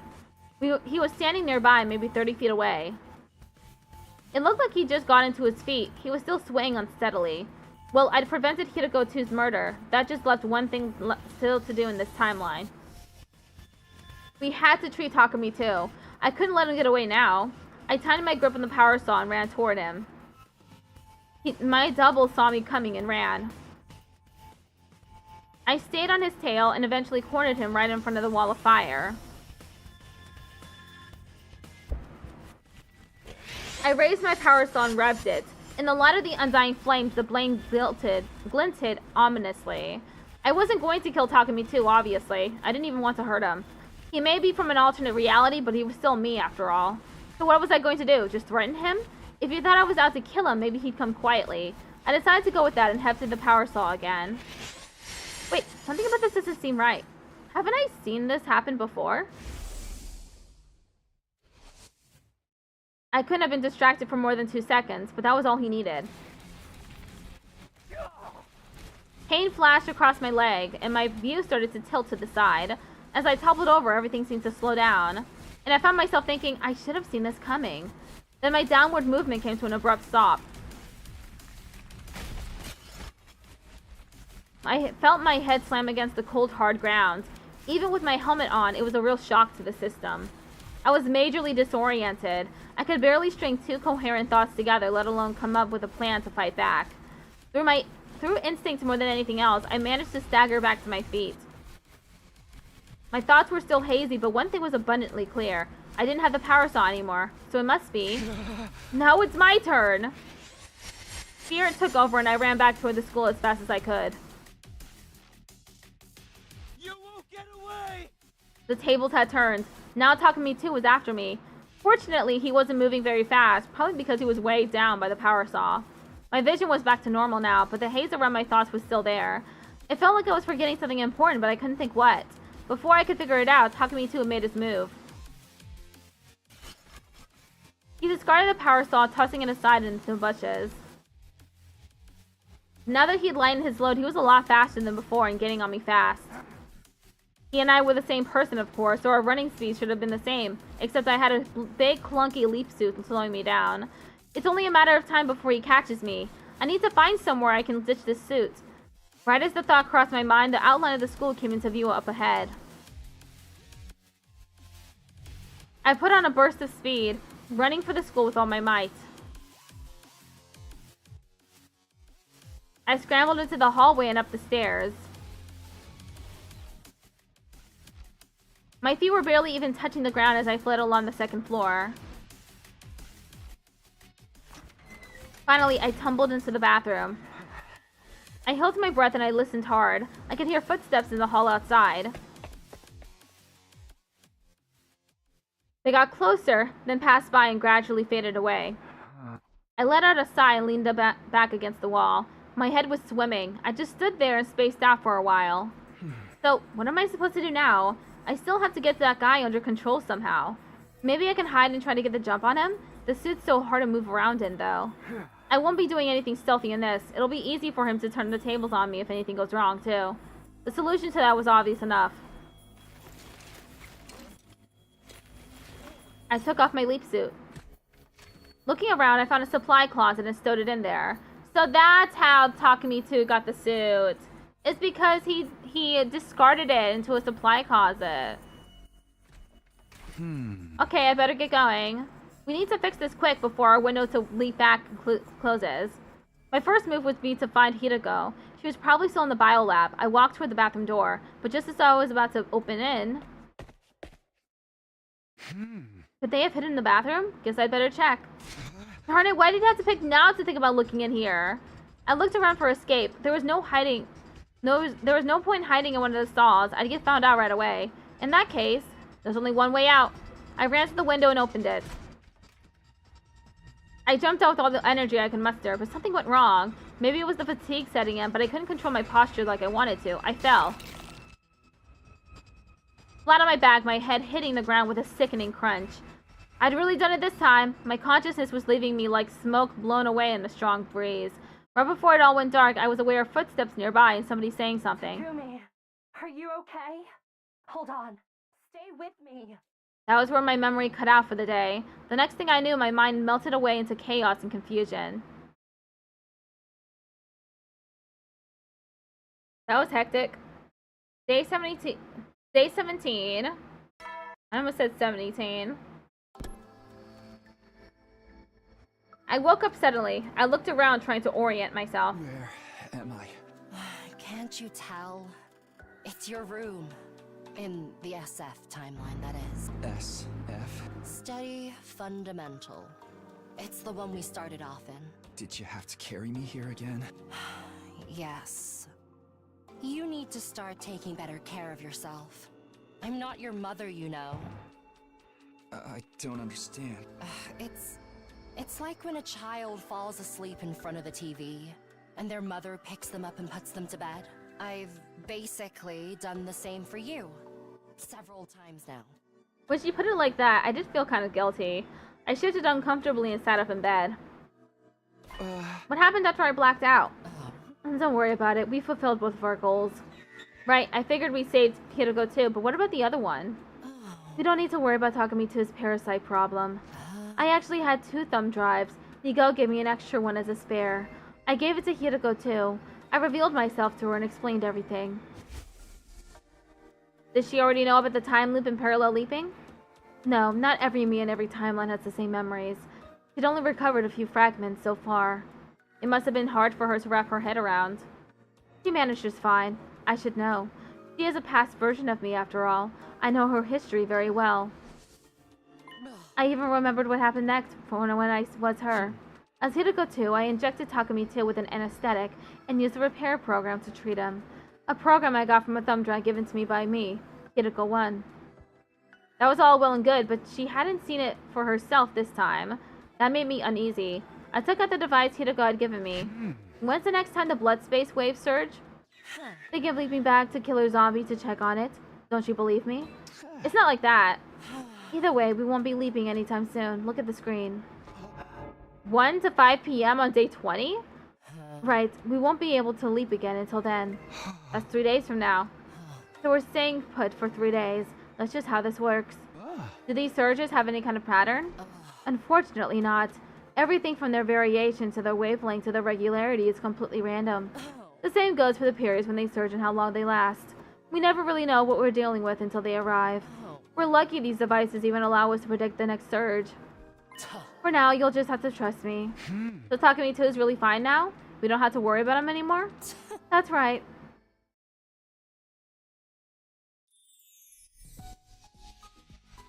After breakfast, I went back to the roofs to think. Our next sleep is on day 20, and the next battle is on the night of day 21. That gives me some downtime before then, but I still have to use it productively. I decided to go back to my room, then take a walk around the school and see what everyone else was doing. Got some more free time.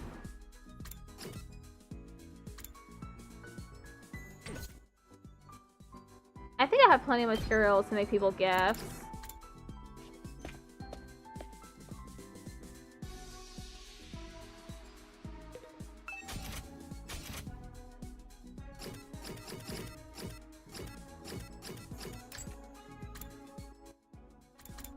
Okay, bond rank.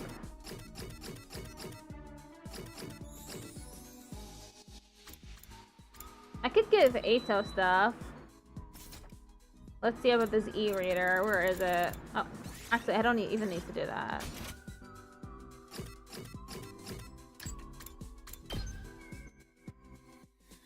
Oh, but I still need to talk to him to unlock the other stuff, but whatever.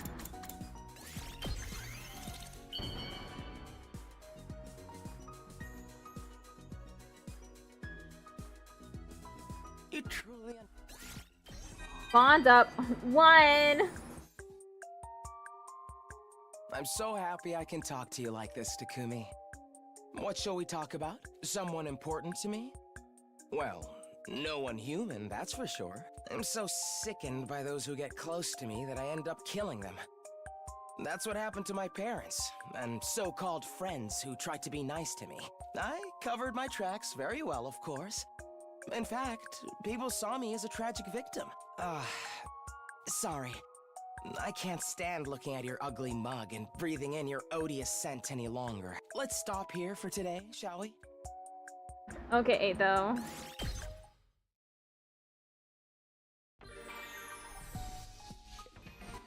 Okay, let's give Ethan more gifts. Let's max out his bond.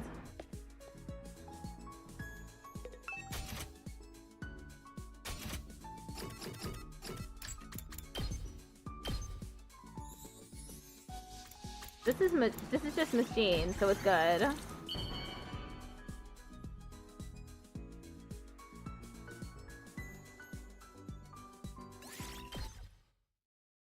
Bing dong bing bong.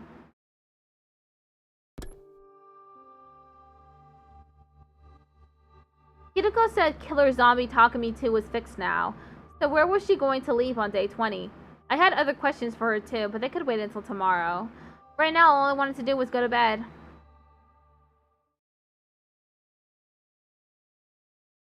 Day 18.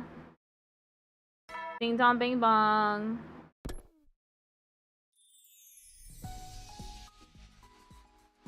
As usual, everyone wandered off to do their own thing after breakfast. At some point, I lost track of Hideko. Maybe I'll wait until tonight to speak to her. Having decided on that, I began looking for ways to spend the rest of my day.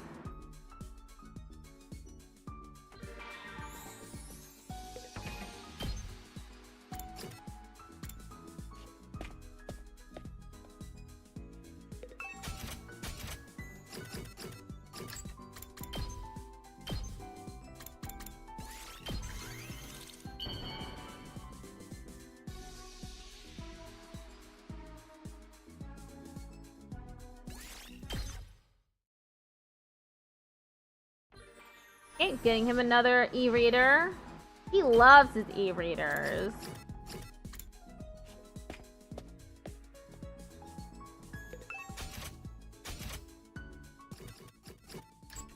He can't get enough of them.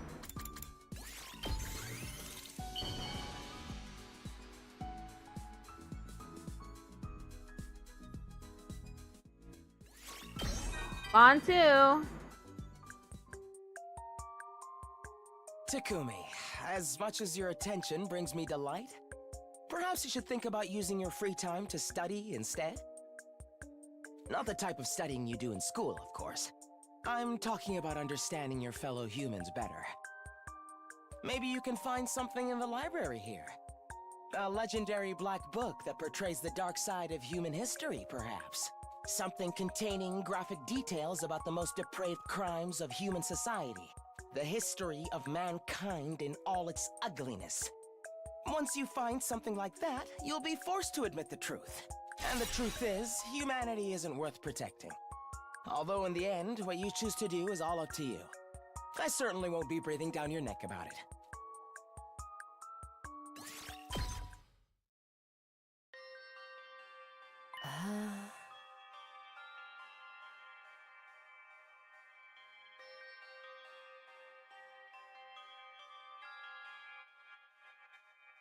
Why did you ask me to come all the way out here? Sorry, I wanted to make sure we wouldn't be interrupted. But I didn't even bring my rotting crop. I didn't call you out here so you could give me a secret spanking. Do you want me to step on you then? No, not that either. So what do you want? It's about leaping. I was worried someone might overhear us if we talked in our rooms. Like how you ended up following me and poking your nose where it didn't belong? I nodded. What did you want to ask? First of all, the blood space waves are going to surge on day 20. What timeline are we going to jump to? You really want to know? Yeah. Can I drip molten candle wax on your cowlick? Why would you want to do that? I want to see what it looks like slicked down. I'm actually still thinking about which timeline to visit next. I'll let you know when I come to a decision. We switched to a new location before continuing our conversation. Today's days ago, you said the parallel leap machine was made by some kind of researchers, right? I don't know that for sure. It's just speculation. That's fine. Let's assume it's true. But which side were the researchers on? Were they human or invaders? There's really no way to tell.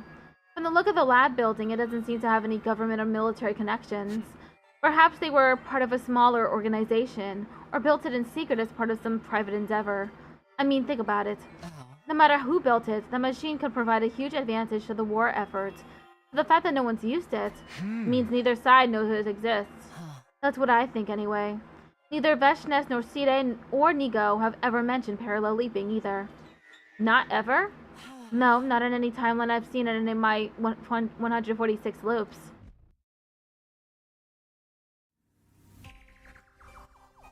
We moved again. A new location, a new question. So, about our most recent leap. Our objective was to change history by saving Hiroko 2 and stopping Takumi 2 from becoming a serial killer. Did we really achieve that, though? Of course. Hiroko 2 is still alive and Takumi 2 was successfully treated. What are you so worried about? It's just, isn't there a timeline out there where we didn't succeed? Naturally. There are infinite possibilities out there in the blood space realm. But if that's the case, is it even accurate to say we changed history? Isn't it more like we created a new timeline? Kind of like laying down new train rails to replace old ones? Yes, but what of it? I'm just wondering if there's any point in it. The old rails still exist, so have we really fixed anything? Trust me, there's definitely a point. Why?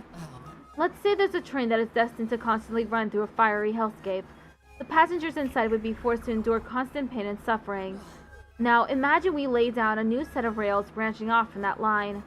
One version of the train now gets to enjoy a safe, comfortable journey. Of course, one of them is still destined to burn in hellfire. There's no changing that. But it's better than if we'd never added that second line at all. At least this gives the passengers a 1 in 2 chance at happiness. I think I get what she means, but still. I'm still having trouble coming to terms with this. What's the problem? Are we even laying down new rails at all? What do you mean? When we left 2 days ago, things played out in the killer zombie timeline exactly like I remembered from when I was Takumi 2. The only difference was I was seeing them from the steady fundamental perspective as Takumi 1. The person who attacked me with the power saw when I was Takumi 2, it was actually me, Takumi 1. It took me a while to notice what was happening, and I still don't understand it. Without even meaning to, I ended up making history repeat itself. Almost like I was on rails, going along a predetermined route. It makes me feel like destiny is controlling us or something. And I got to thinking, what if history refuses to change? What if our actions don't create new timelines after all? I already told you, Hiroko 2 is alive and Takumi 2 has been treated. There's something that that's something that wouldn't have happened without our intervention. We definitely created a new timeline. But the fact that history seemed to repeat itself for you is probably just leap damage. Remember what I told you? Leap damage can affect your memories and your ability to reason if it reaches your brain. Obviously, I hadn't made my point clearly enough. I had a feeling that loss of reasoning was also something that happened because it was part of a predetermined history. Like we couldn't escape it no matter what we did.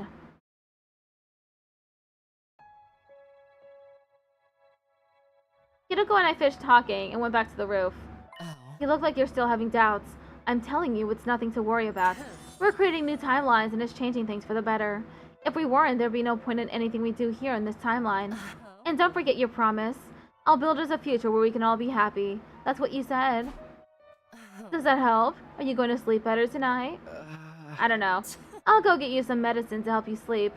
Take it, go to bed, and forget all about these groundless worries. Understand? He left before I could respond, as usual. After that, I took the sleeping medicine that Hiroko brought me and sank into a deep, dreamless sleep. She really gave him medicine so he could sleep better? Day 19.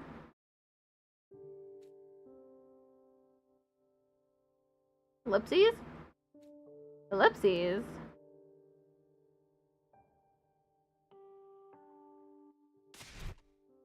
I jolted awake suddenly. Judging by the sky outside, it was already nighttime. I'd practically slept the whole day away. The sleeping medicine had done its job at any rate. That's some strong stuff. Weirdly, my face really hurt now. I had no idea what could have caused that. Rubbing my sore cheeks, I looked at the clock. It was 7:15 p.m. At this time of day, there might still be people in the cafeteria having dinner. Okay, I'll go check it out. Maybe look in the mirror first. I mean, your cheeks hurt, right? Hey there, Sumino. You're finally awake, huh? Oh, right. Man, I still can't stop thinking about what we just saw. It was awesome. I know, right? So much fun. Huh? What are you guys talking about? Nico's hidden talent, man. It was some next level shit. Oh no, we didn't get to see Nico's hidden talent again. This is the second time this happened. Very nice of you to say. Alright, this is day 19. I always seem to miss it no matter what timeline I'm in. It was a wonderful performance. Indeed, it was truly high-class entertainment. I was so inspired I practically ascended to a higher plane of consciousness. Isn't that right, Sister Dearest?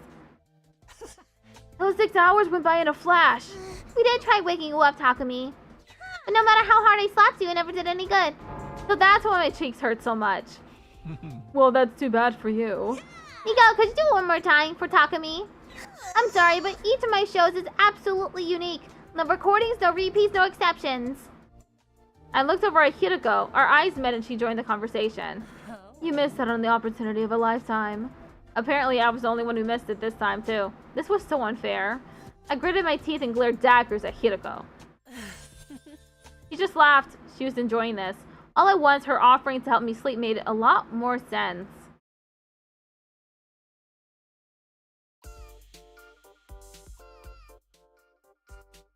After dinner, I ran to the war room as fast as I could. Side and Nigo were there waiting for me. I turned to Nigo and made a sincere, heartfelt entreaty. Please just this once. I don't need the full 6-hour show. 5 minutes would be enough. Sorry, old boy, but like I said, I never repeat a perfect... Can't you make an exception? Give it up, Sumino. Oh, come on. You two always do whatever Hiroko says. I'm afraid I don't follow. The cerebral glitch repair program. You gave that to her when she asked for it, right? Yeah, well, Shizuhara said she really needed it. And that was enough for you to hand it over? No, of course not. All this was on day 4, right? Shizuhara came to us and told us about the time loop. She even told us top secret intel only Nigo and I should know about. That's what convinced me she was telling the truth. And that's when she made us an offer we couldn't refuse. I know which days the enemy attacks will happen. I'll share this information with you, but you have to do as I say in return. I mean, who's gonna turn down a deal like that? Her ultimate goal is for all of you to survive through to day 100. In other words, she wants to win the war just like we do. Her interests and ours match up. So it only seemed natural that we agree to work together.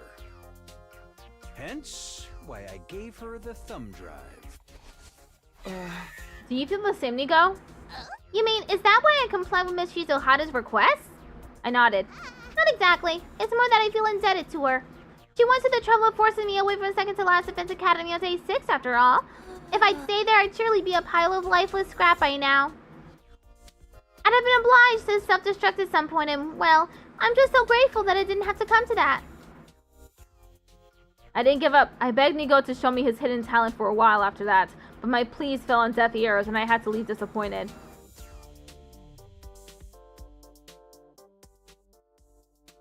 I returned to my room and got into bed. Despite not doing very much during the day, I fell asleep pretty easily. That night I had a dream about Nigo juggling flaming torches while playing the theremin.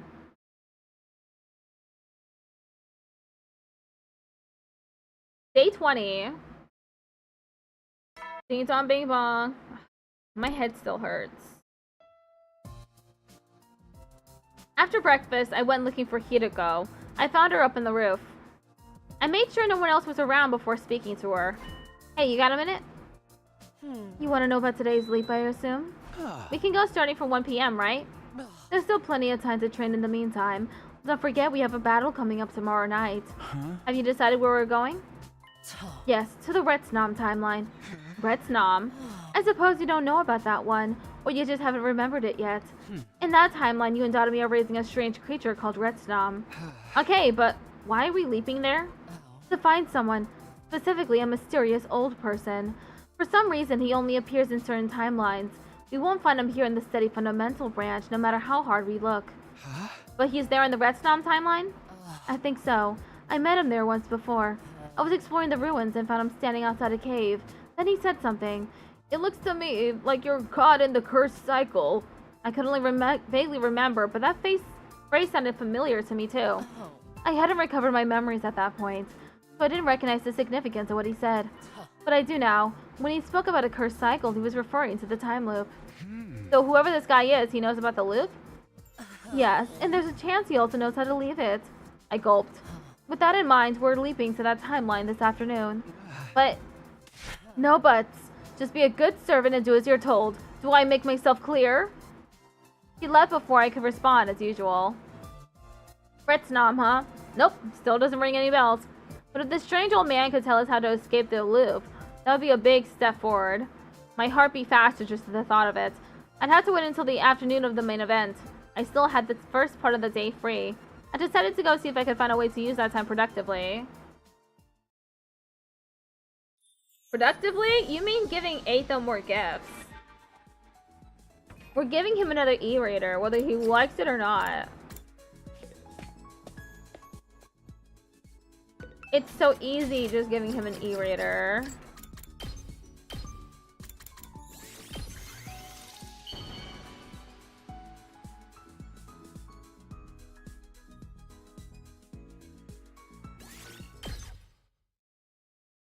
Okay.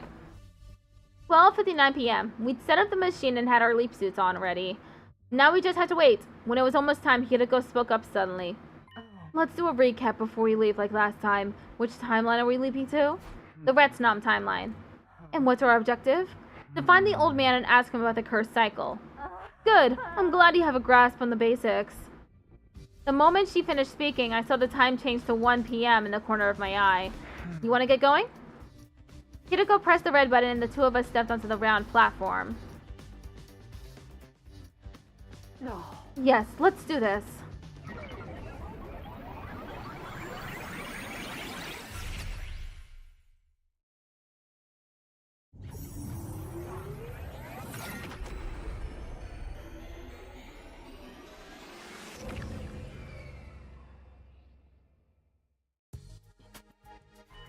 So this is the Retsnom timeline. Everything looks just the same to me. Were you expecting to see dinosaurs walking around or something? It's my third time leaping to a parallel universe, but it still doesn't feel real. In a broad sense, these alternate timelines aren't that different from our own. By the way, about our leap suits? We're keeping them on. You never know when we might run into someone unexpectedly. Like Dotami and Takumi.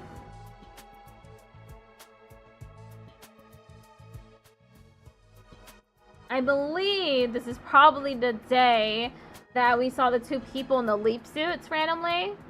Nom nom nom. Yeah. I thought you remembered what happened in this timeline. Do you remember what you had for dinner 3 nights ago? I've been doing this for at least 146 loops. I can't remember every detail from every timeline. Huh. I never thought of it like that. So where do we find this old man we're looking for? Like I said, I found him outside a cave the first time. I don't know if he'll be there now, but it's worth a try. Okay, let's go check it out.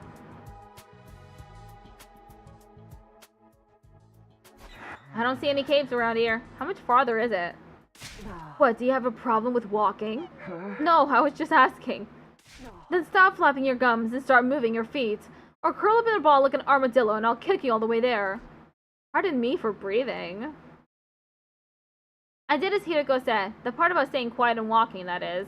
We made our way through the ruined town, but just as I was turning a corner, there's Takumi and Dotami. A strangled cry escaped my mouth. I tried to smother it, but it was too late. There was really only one thing I could think about now, getting away from here and fast. I looked at Hirako and saw her helmet move up and down. A nod, that was our signal.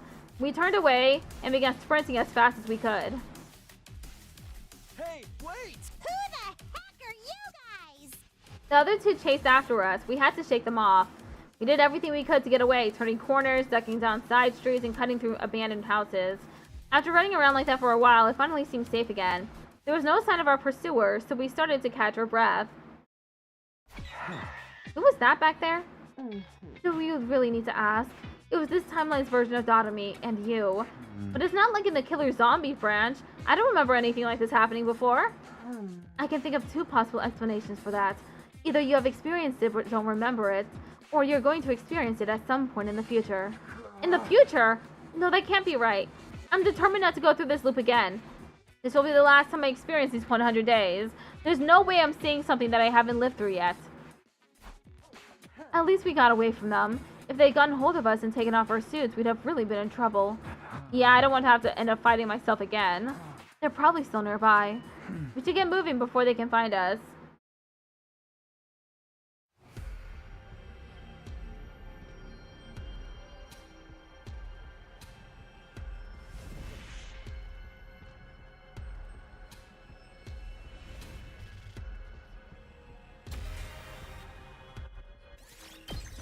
Skipping exploration mission. My head still hurts, man.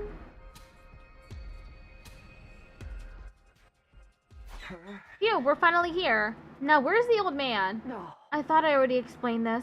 I met him here once before during a previous loop. There's no guarantee he'll be... Marinate! We both spun around and standing there was... Oh, my apologies. I meant you are late. It's my age. My memory isn't what it used to be. That doesn't seem like the kind of mistake you can chalk up to forgetfulness. Marinating is actually the process of soaking foods to soften them up. I could tell you a wonderful recipe for ginger marinated squash. I was just about to ask him to get to the point, but Hideko beat me to the punch. Sir, I believe you're familiar with the curse cycle. You mentioned it to me before.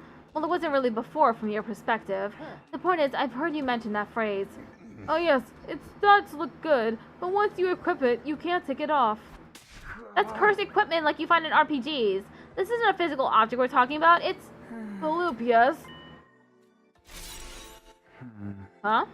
The time loop, that's what you young people call it, isn't it? So you do know about it.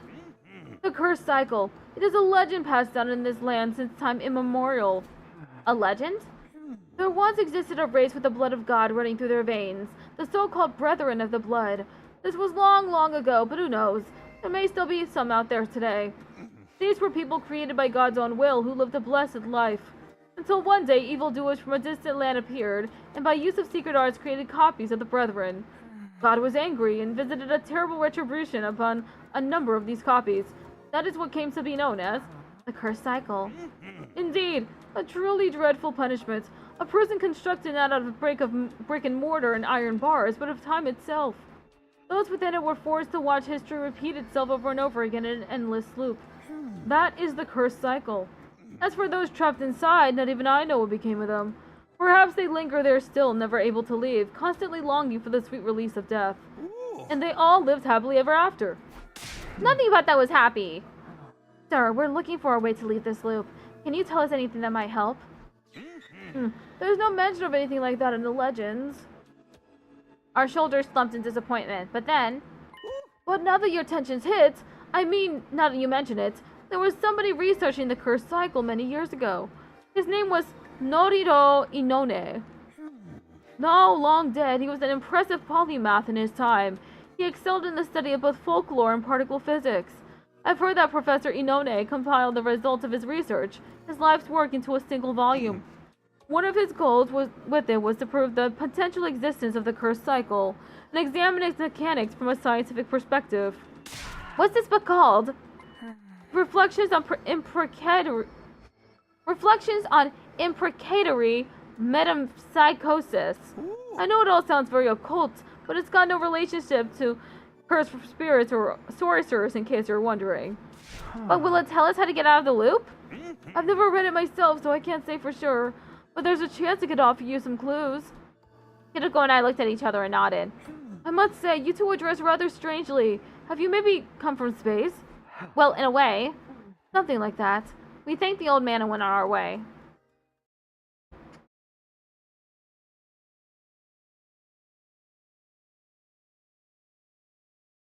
We returned to the lab and from there leapt back to our steady fundamentals timeline. On our arrival, we took off our leap suits and talked about what we should do next. Our only lead is Professor Inone's reflections on imprecatory metempsychosis. Where do we even start looking for something like that? True, there's no sign of any libraries anywhere outside the school. We'll just have to try inside the school then.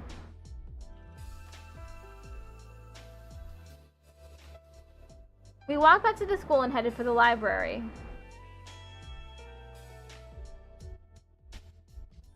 Hideko and I spent the rest of the day and most of the night searching the library's different index lists. It's no good. There's no sign of that book ever having been here. Nothing else by Professor Inone either. This message came up when I searched on the PC though. The records in this database are incomplete. New books may have been added to the collection without the index being updated. So we had to search the stacks manually? Have you seen how many books there are here? I'm afraid that's our only option. I stared up in bewilderment at the rows upon rows of books and documents lined up throughout the room. It's getting late though. Let's call it a day for now. Our next event's a battle tomorrow night, so we should be fine to start looking during the day. Speaking of which, you remember which commander attacks tomorrow, don't you? I nodded. Yeah, it's Ava. We'll need to think about what to do with her as well. Once we got to the roof, I parted ways with Hideko and went back to my room. What to do with Ava, huh? I thought about it all right. I got into bed and thought about it for several hours. By the time I'd reached an answer, it was starting to get light outside.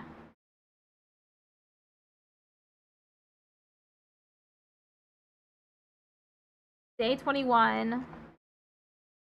Ding dong bing bong.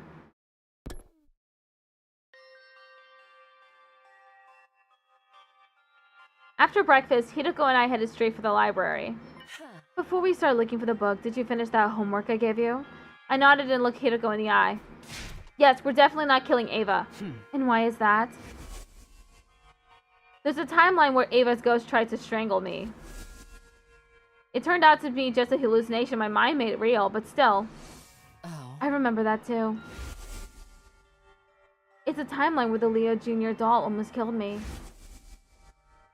Or rather, the zombified Gi-possessed creature inside the doll. I've been calling it the Box of Calamity timeline in my head.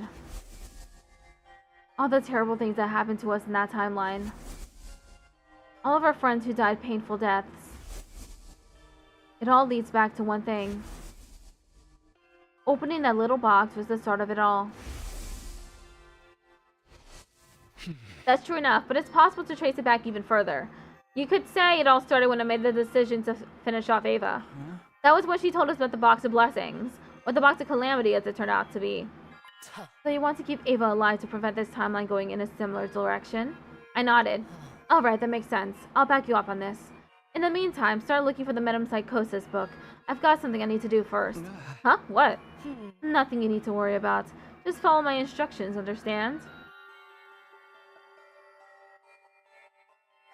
I spent the next couple of hours scouring the shelves in the library. Try as I might, I couldn't find any sign of the book we needed. Just as I was about to take a break, Hideko walked in. How's it going? Nothing so far. How much of the library have you searched? Maybe a tenth of the whole thing? That's barely anything. What are you doing here? Going on a bizarre journey, rereading your favorite manga? Of course not, I'm trying my best. Well, in a way, I suppose that's good news. It means there's still a possibility of finding it here. Hideko looked at the remaining shelves, hopefully. How about you? What have you been doing all this time? For starters, I got Kako and Imo to stop fighting and make up with each other. I also spoke to Side and Nigo and told them any relevant details about tonight's battle that I could remember. Does that mean everyone else knows about Ava too? Yes, Side and Nigo should have told them by now. Okay, what else? What else?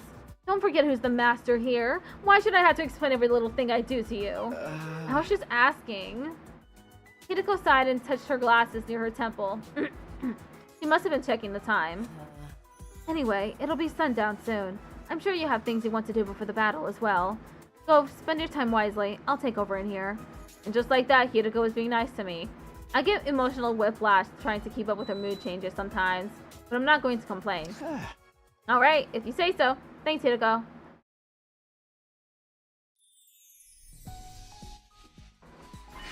Okay, what should I do now? Eito could use another e-reader. I'm just saying. Ad starts in 1 minute.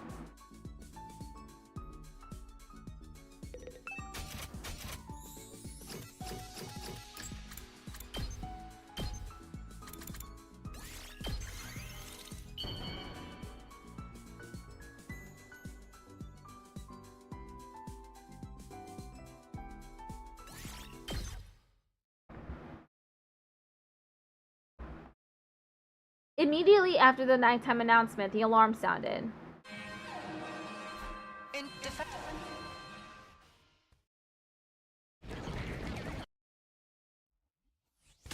Alright, it's about time those creeps got here. Attacking us after hours. Such bold-faced insolence. Right, losing sleep is bad for your skin. Don't sweat it. I'll finish this in 5 minutes tops. I'm starting to wish I didn't eat that curry before bed. Herc. Why would you eat curry this late in the day? You know there'd be an enemy attack around this time, didn't you? I did, but there was a plate of my Suzuki curry. Gotcha, makes total sense now. Yeah, no one can resist that kind of temptation. Let's give this our one and all, everybody. Are you ready, sister dearest? Ready when you are, brother dearest. It's encouraging to see Kako and Ima on such good terms. In other timelines, they were usually on the rocks around this time. But like Hideko says, she seems to have got them to make up. You guys ready to get moving soon? If we stand here talking too long, the enemy will be upon us in no time. Takumi? At Hideko's prompt, everyone turned to look at me. I met their gaze and gave my answer. Yeah, let's do this. Special Defense Unit, move out!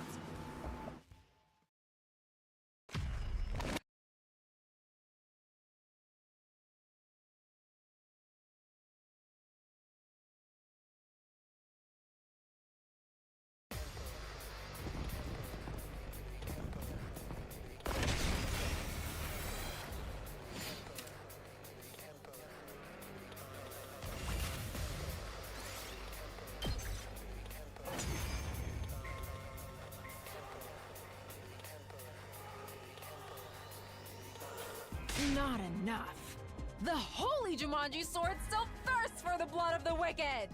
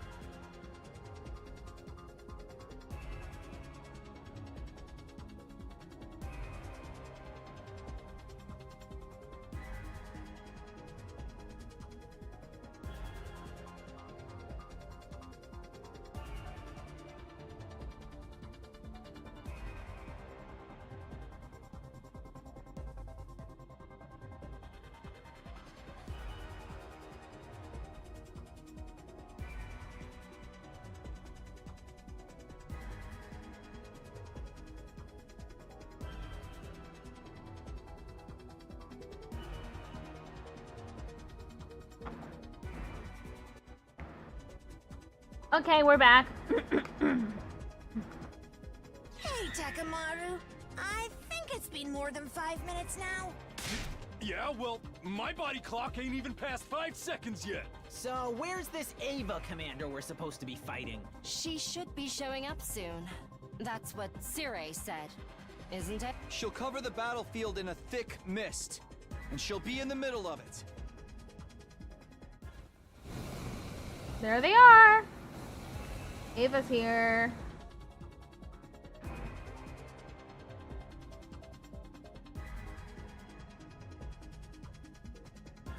Is this that mist we were warned about?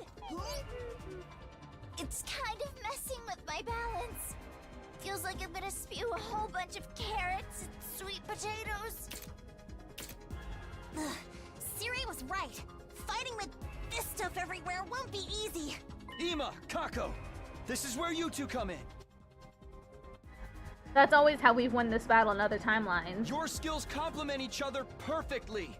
If you can work together. Say no more. My dear brother and I just have to show everyone how strong our sibling love really is. The twins smiled at each other and nodded. Right. Go for it.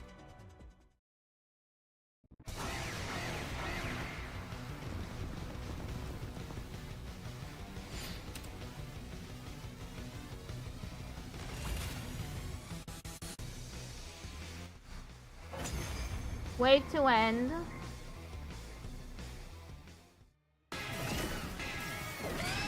Here we go.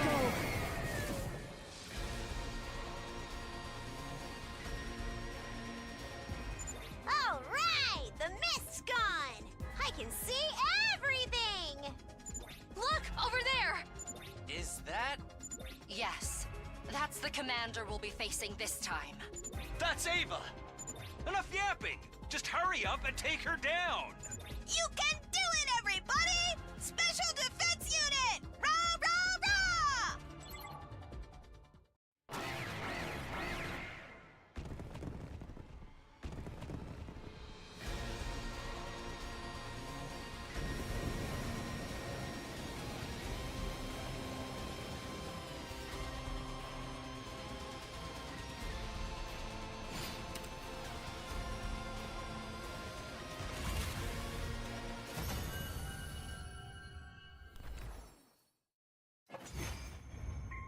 Wave 3 end.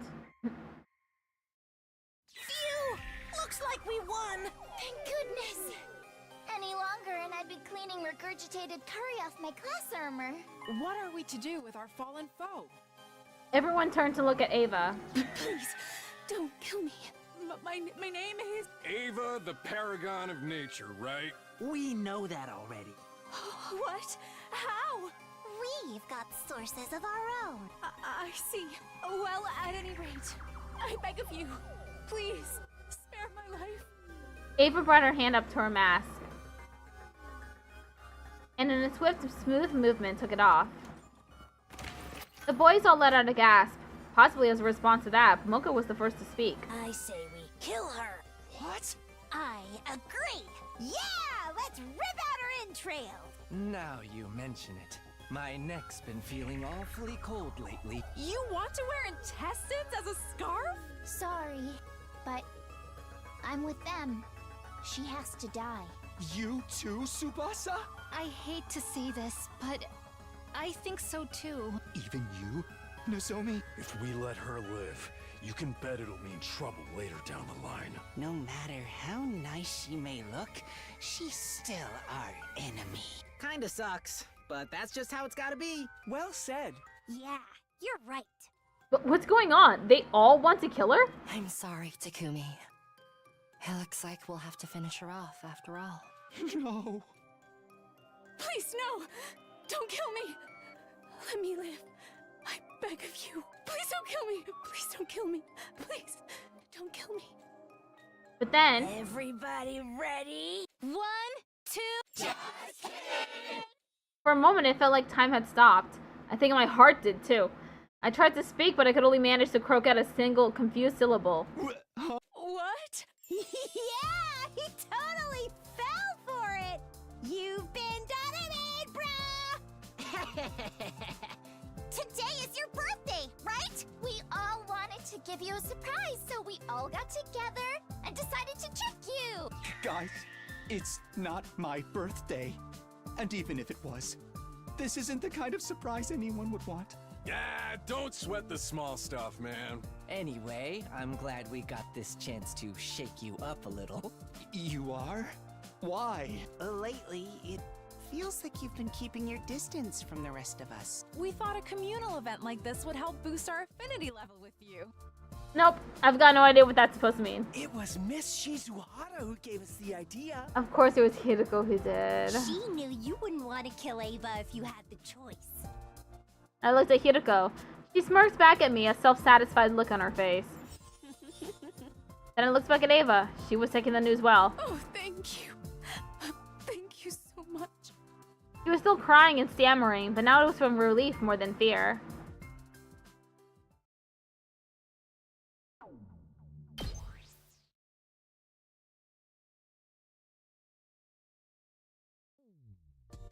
After the battle, Ava was officially taken prisoner and detained in the courtyard.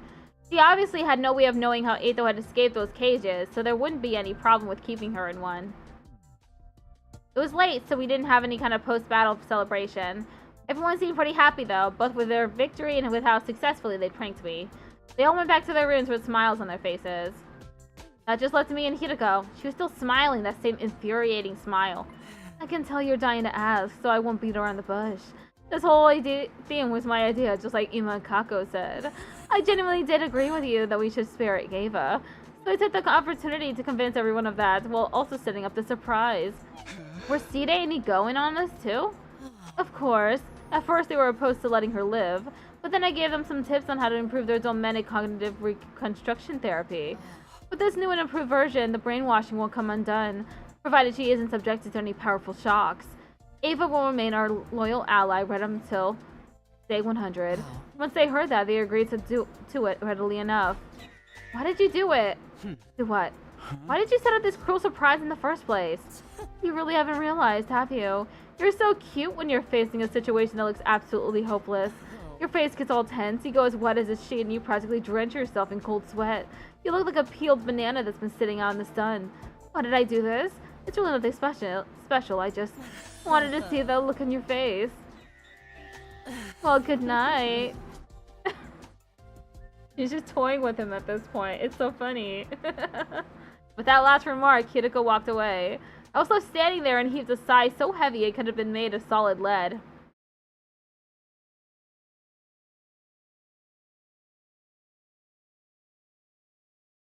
Day 22. Ding dong bing bong.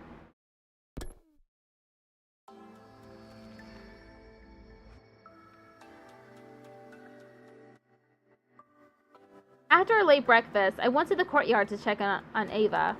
But when I got there, she couldn't have escaped already, could she? That's when I noticed I wasn't alone. Yugamu, you here to see Ava? I'm sorry, but she's just not here. Yeah, I can see that. She's in the infirmary. Apparently Side is brainwashing her. I'm so jealous. You think he'll throw in some physical torture to really make the conditioning sink in? I'm getting chills imagining what kind of atrocities he's committing in there. I wish I could be there to watch. Side was very firm though. No one's allowed in until the process is complete. How mortifying. I reluctantly gave up on talking to Ava and headed for the library. When I arrived, somebody else was already there. Hideko. You're late. Have you been off shooting the breeze somewhere? Yeah, I almost hit it too. I told Hideko about Ava. Her reaction was more or less what I'd expected. I don't want to sound too dismissive, but you already know she was going to be brainwashed when she took her prisoner. I guess so, but take your mind off it and get to work. Back to looking for the book, huh? One more thing before you start. Your joke about shooting the breeze and almost hitting it just now, it wasn't the least bit funny. Alright, let's get to it. In that moment, my face probably looked like a peeled banana that had been in the sun too long. But I didn't want to give Hideko the satisfaction of seeing it. I turned away and began examining the books on the shelf, searching for the title we wanted.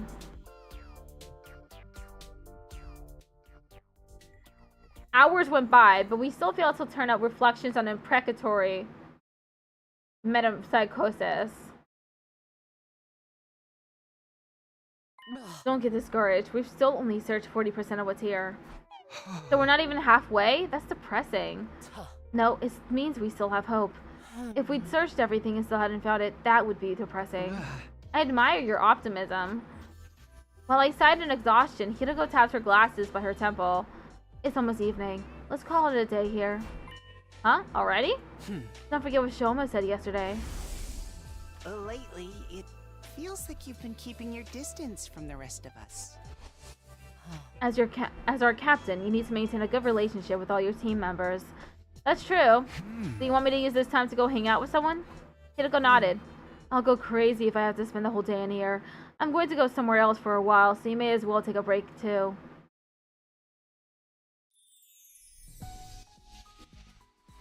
I left Hiroko to do her own thing and went back to my room. Coming back here feels like a good way to center myself. It was almost like getting a fresh start on my day. After taking a moment to get my thoughts in order, I headed out like usual.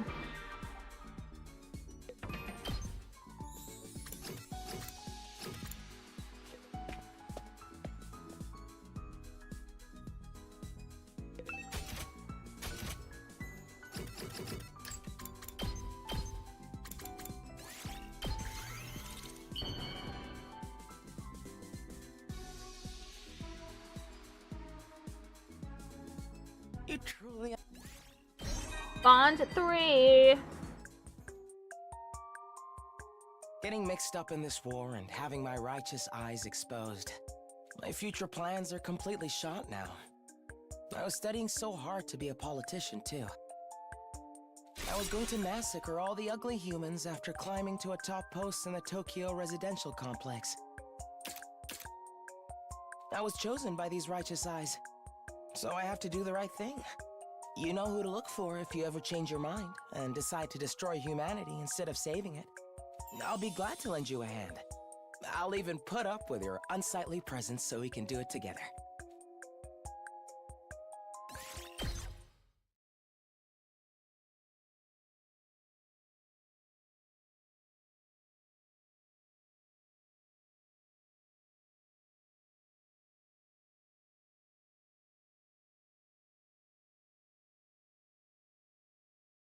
So I didn't realize how hungry I was before I started streaming.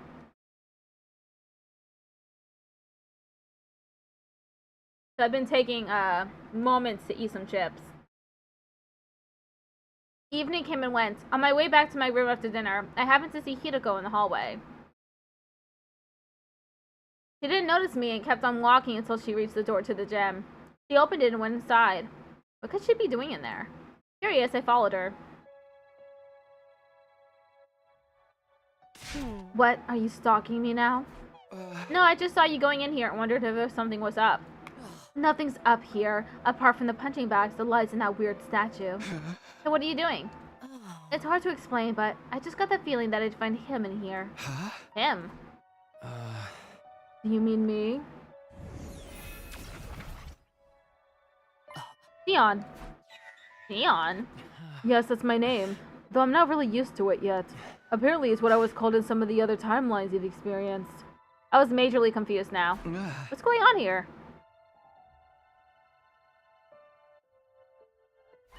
Okay, so you two have met before, and Hiroko told you about being called Xion? Both of them nodded. But all this is news to me. Why don't I know about any timelines where you've been given that name? You probably just don't remember them yet, unless you're going to experience them later. Xion, I did have a vague feeling like I'd heard it before somewhere. I told him everything else about us too, time loop and parallel leaping included. You don't need to hold back around me. Ask me anything and I'll do my best to help. I thought for a moment, was there anything? I know this is a long shot, but do you have any idea how we can get out of the loop? Sorry, I don't know anything about that. I agree that the time loop was probably caused by your specialist skills, but that's all I can say for sure. How about the metempsychosis book? The one the old man in the other timeline told you about? I've never heard of it. I see. Sorry. Even after offering to help, I'm not doing very much, am I? Don't apologize. It's not your fault. I do have some information you might find useful, though. What kind of information? It's something I overheard Side and Nigo talking about a few days ago. It turns out there's something called a distress signal transmitter somewhere in this school. Well, that was disappointing. I'm sure Xion wanted to help, but I already knew about the transmitter. Hideko probably did too. Oh? Sorry, but we already knew that. It came up in another timeline. Oh, I see. Yeah, the mystery timeline. I remember it clearly. It was in a hidden room in the basement. We never actually used it, but we figured out what it was used for at least. A room in the basement? Not even I knew about that. Hey, why don't we go check it out now? What? Even me? Of course.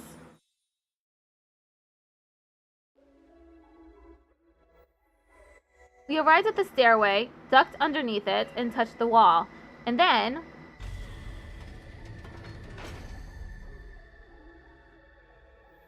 Wow.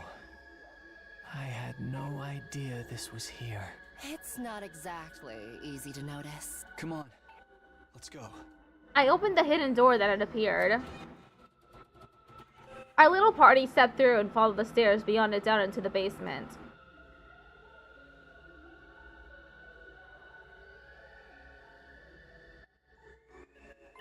So this is the distress signal transmitter.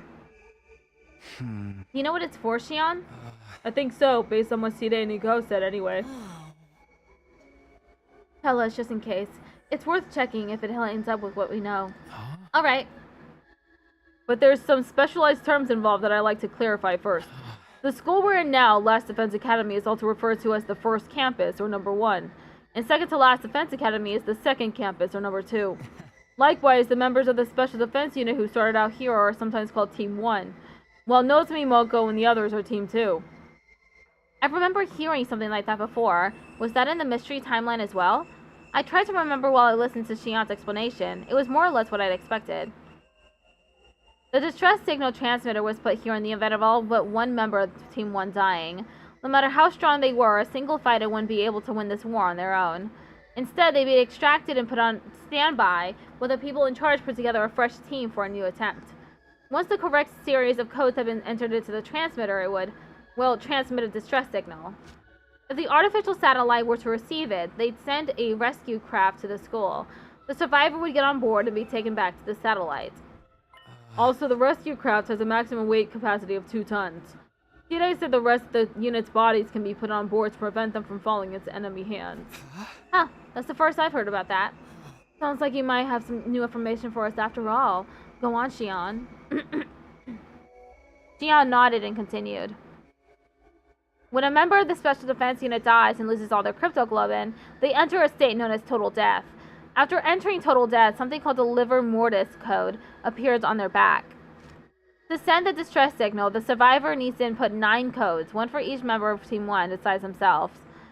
That's their way of proving everyone else is dead. Then the distress signal is sent and the extraction is authorized. I'm guessing the 2 teams were never meant to come together like we have here. Only the livor mortis codes from Team 1 are required to send the signal. I thought so. Was there anything else? Yes, if the codes entered are incorrect, everyone in the room will be killed. Poison gas will come out of one of those tanks over there. It's a terrifying toxic gas capable of melting any objects into a soupy mess. Side and Nigo said that gas masks or protective clothing wouldn't do anything to stop it. That's all I know. Did I tell you anything new? Hideko and I shook our heads. It's more or less the same as what we already knew, apart from the rescue craft's maximum capacity. So I wasn't very useful after all. That's not true. Yeah, it's enough that you reminded us that this place exists. Really? Well, that's good. Shion looked a little happier after hearing that. I'm sorry, I have to go. I've stayed out longer than I should have today. If I don't get back soon, my energy output will start to fall behind. Goodbye for now. With that, Shion faded away and disappeared.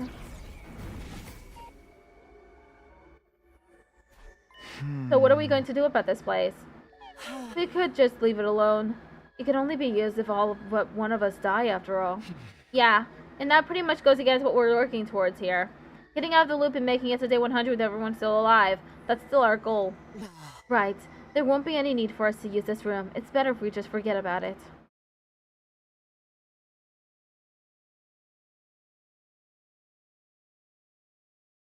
Day 23. Ding dong bing bong.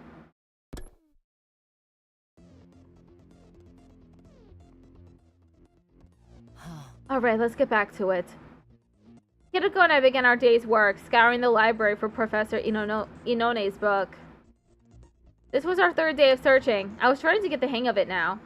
Scanning the titles on the book spines didn't take me as long as it used to, and going through it all shelf by shelf helped me feel like I was making some kind of progress. Unfortunately... Time's up. I'm calling it here for today. How much have we got through now? Maybe 50% between the two of us. We're halfway done. Huh. Feels like our progress has gotten slower. Maybe it's because you've been spending too much time absorbed in the salacious literary culture of yesteryear. I have not! You're the one who's been taking breaks to read. So you saw that. Are you even looking for this book? Of course I am. There's nothing wrong with taking a little time off now and then. Speaking of which, why don't you go hang out with somebody else for a while? Yeah, sounds good. One more thing. Can you meet me behind the school tonight? I have something I need to discuss with you.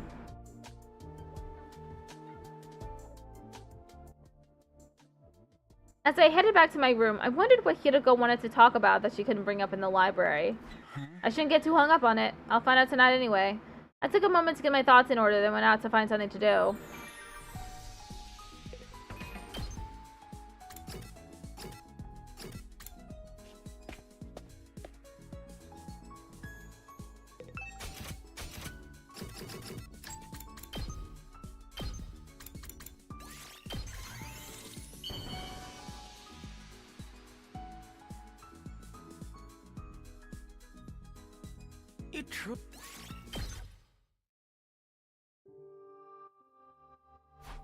So what did you want to talk about? The blood space waves are going to surge tomorrow at 4:15 a.m. I want to do another leap. Are we going to fix another broken version of me? Huh? You know, a me with Gi data in his brain? A Takumi G, if you want to give him a weird code name. What in the world are you babbling about? Takumi G's only exist in the Killer Zombie and Hunt Mystery timelines. I treated the Hunt Mystery version at midnight on day 5.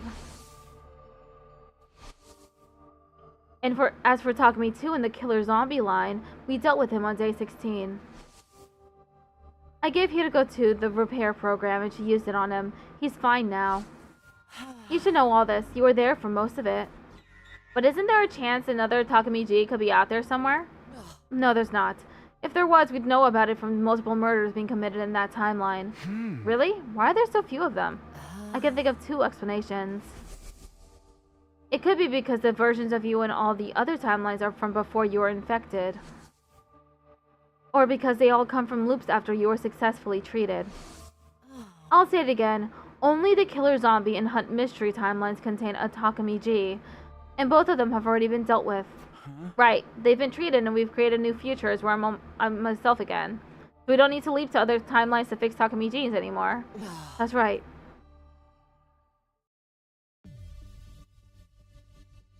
As usual, we changed locations before continuing our conversation. So, why are we leaping tomorrow? You're familiar with the mystery timeline, yes? You remember who was killed? Well, no need to talk about Gaku. I'm sure you don't want to think about that. Or Ava, since she died via self-destruction. But who else died in the mystery timeline? Kako, Shoma, Moko and Tsubasa, and finally Kurata. 5 victims in all. So who was responsible for those 5 murders? It wasn't you, that much is clear. They all died after you were treated. I nodded and thought about it. It turned out that Shoma killed Kako, and then Ava killed Shoma. But they both said they didn't really want to kill anyone. They were just following orders from someone called X. That person was probably the mastermind behind the other murders as well. In other words, X is the one responsible, indirectly or otherwise. Yeah. The second murder occurred early on day 27. Today's only day 23, so we still have a chance to save Kako. That's our objective this time, to prevent the tragedies that occur in the mystery timeline. As for how we're going to do it, that much should be obvious. You mean? Yes. Tomorrow, we're going to expose the true mastermind. And stop X before they can start killing.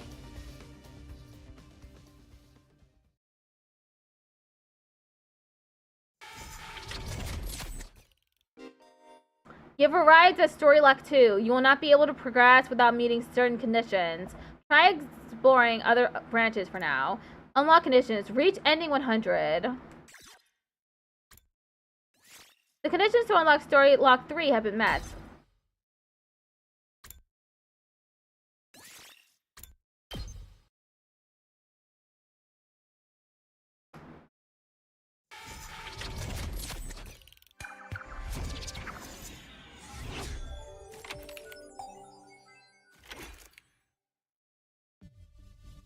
I thought back to what happened yesterday.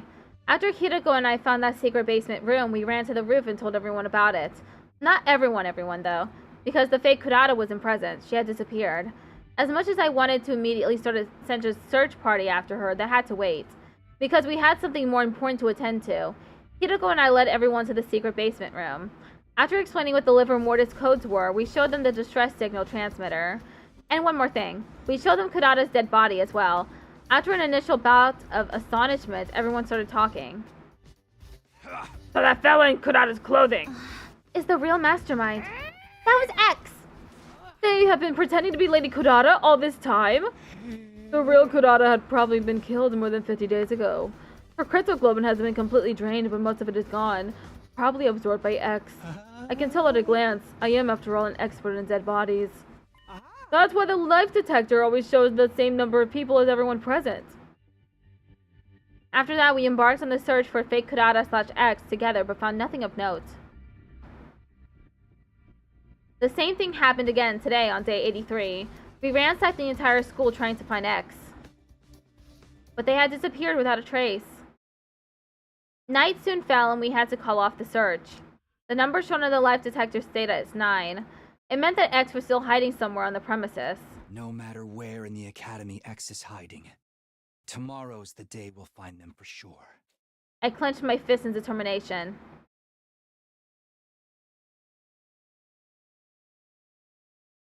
Day 84.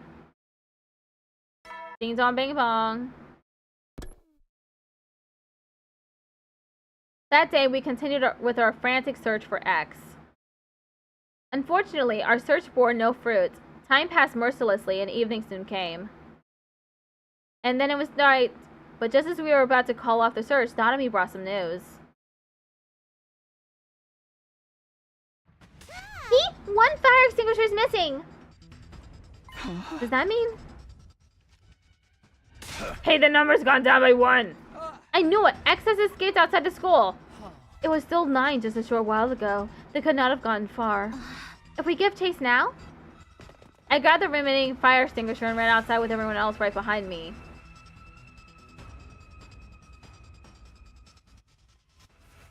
We cut through the wall of fire and went out into the city ruins.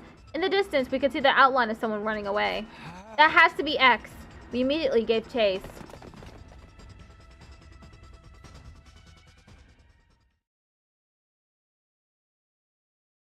It was 10:30 p.m. when we finally arrived in front of a dilapidated building. I saw with my own 2 eyes our target entering this building. Yeah. What kind of building is this? Only one way to find out. We stepped inside and continued down the cold and unwelcoming path until we reached a large door. We opened the door and finally came face to face with the person who had been tormenting us all this time. We finally found you, X. I see there is no point in hiding any longer. Yes, I am the person you referred to as X. Who the hell are you? I just said I'm X, didn't I? Not that it pleases me to take on this name. You're the one who ordered Shoma to kill Kaku and Ava to kill Shoma? I am indeed. You see, I have no interest in killing other people and would rather not have to dirty my own hands if possible. But Gaku and Kurata, Tsubasa and Moko, you killed them yourself. No, I wasn't the one who killed Gaku. What? I wasn't in the academy yet. I only arrived on day 24. You can believe me or not, of course. I don't really care. No. But I'll admit I killed the other 3. Kurata, I killed her on day 28 at around 2 a.m. The day before, on day 27, Tsubasa said too much while you were in the leisure lounge, remember? I was actually hiding in that room at that time and heard her say it. I know, I can make an organic life detection device. That would be highly inconvenient for me. You would all realize I was hiding out somewhere in the school. So I decided to borrow Kurata's mask and clothes. That's why I killed her. I absorbed her cryptoglobin as well and gained her hemoanima as a result. As for Tsubasa and Moko, it was our turn on watch that night. That made it easy for me to get close to them. I knocked them out by injecting them with gamma field and dragged them all the way to the parking lot. Then I stabbed Tsubasa multiple times and cut Moko's carotid artery. Tsubasa's multiple stab wounds were to make her critical and drain out as quickly as possible. That was also why I hung her up in a tree. As you've already deduced, my objective is to obtain the Livor Mortis codes from all members of Team 1. There was no need to hang Moko since she was from Team 2, but leaving her lying around would take the gloss off the scene somewhat, you know what I mean? So I strung them together. But it would take some time for all cryptoglobin to be drained out of the bodies, so I returned to the gym, and the rest is history. If all you wanted were the Livor Mortis codes, why did you also kill Moko? Are you stupid? Because if I had only killed Tsubasa, Moko would have realized I was the one who did it. Just for that? That's right. Moko was killed just for something like that? I already said yes. What difference does the life of a maggot make anyway? You! By that point, I had lost all sense of reason. In the frenzy of the moment, I charged at full speed toward X. But the moment I took my first step... As you can see, this is a grenade gun. It's loaded with a grenade imbued with the energy of undying flames. Once it hits, the grenade will instantly burn any organic matter within a 16-foot radius to a crisp.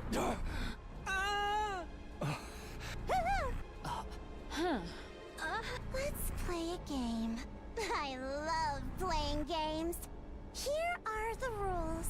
I'm going to fire this gun after counting to 10. If you can guess who I really am before then, I'll lower the gun. As a bonus, I'll even tell you everything I know. But if you guess wrong, it's game over for you.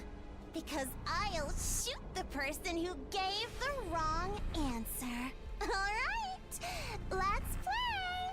10, 9, 8. My head was spinning. Think, Takumi, think. Who could X be?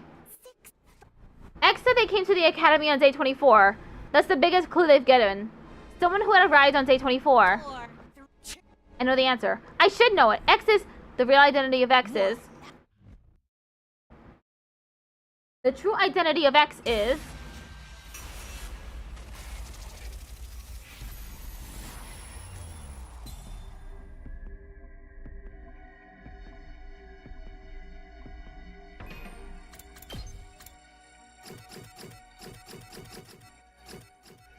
Day 24. Join the invader hunt? No.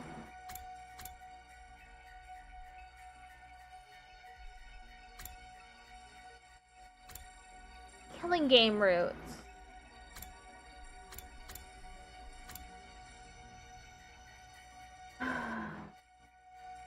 Is it Atho again? Because Atho was in the killing game route. With his quote-unquote master. It could be Atho again. Or maybe it's a different Kudata.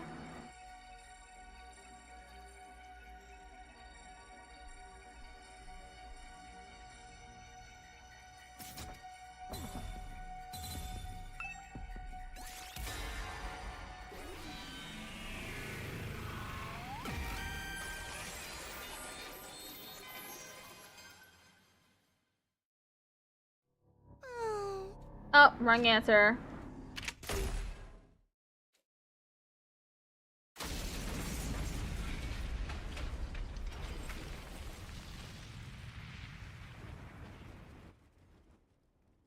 It wasn't 8 though. Damn. Gotta try that again. I got an ending. Mystery route explosion. That was 99. Ending 99. Okay, got 78 endings now.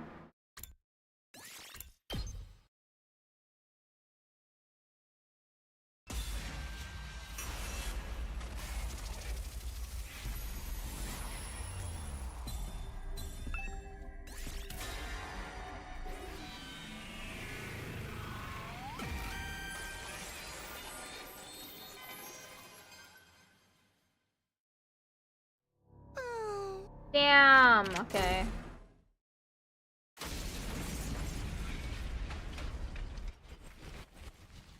I guess I'll just have to go down the line, because I don't know. I don't know who X is.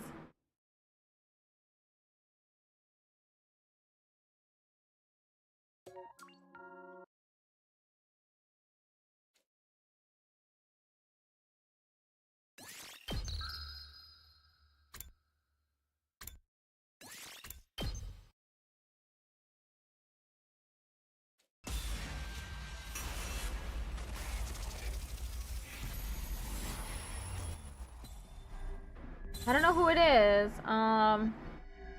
Maybe it's another Takumi.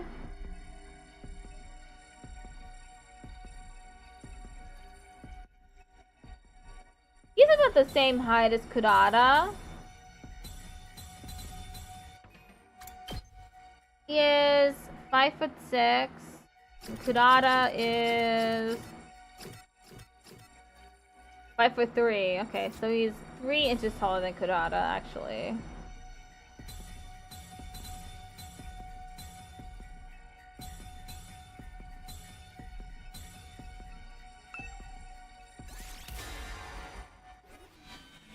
Maybe it's another evil Takumi, huh?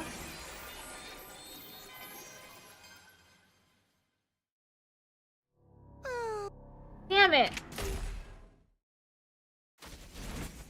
I really am gonna have to just go down the line. I have no clue what X is. I know that they give a hint day 24, but I don't remember what happened on day 24.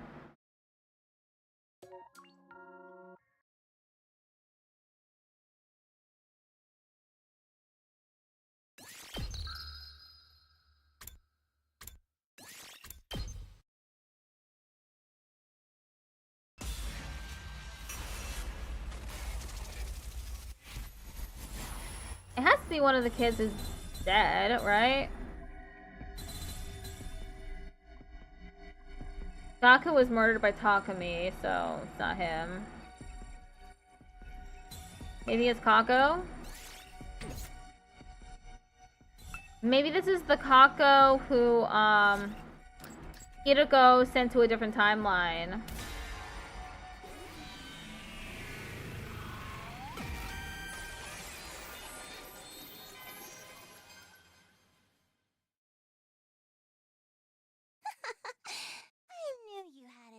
It was Kako! I got it. It's the version of Kako who said that she really needed to get the liver mortis codes. That no one said anything about. X put both hands on their mask and quietly removed it. The hell? Kako with the gi. Why? You, Kako. But Lady Kaka was... She was... You kicked the freaking bucket on day 27! Sister dearest, my dear sister, she's still alive. Alive, alive, alive, alive! Oh. Ima collapsed on the spot, probably out of sheer exhilaration, like how a super fan would react upon making eye contact with their favorite celebrity on stage. Basically, he swooned. You guys think maybe she had another twin besides Ima? An identical one? Or a clone of some sort? No, none of those. She came from another timeline using the PLM. Timeline? PLM? I'll explain later. Long story short, this is a Kako from a parallel world. Everybody tensed up and stared around in sheer utter confusion.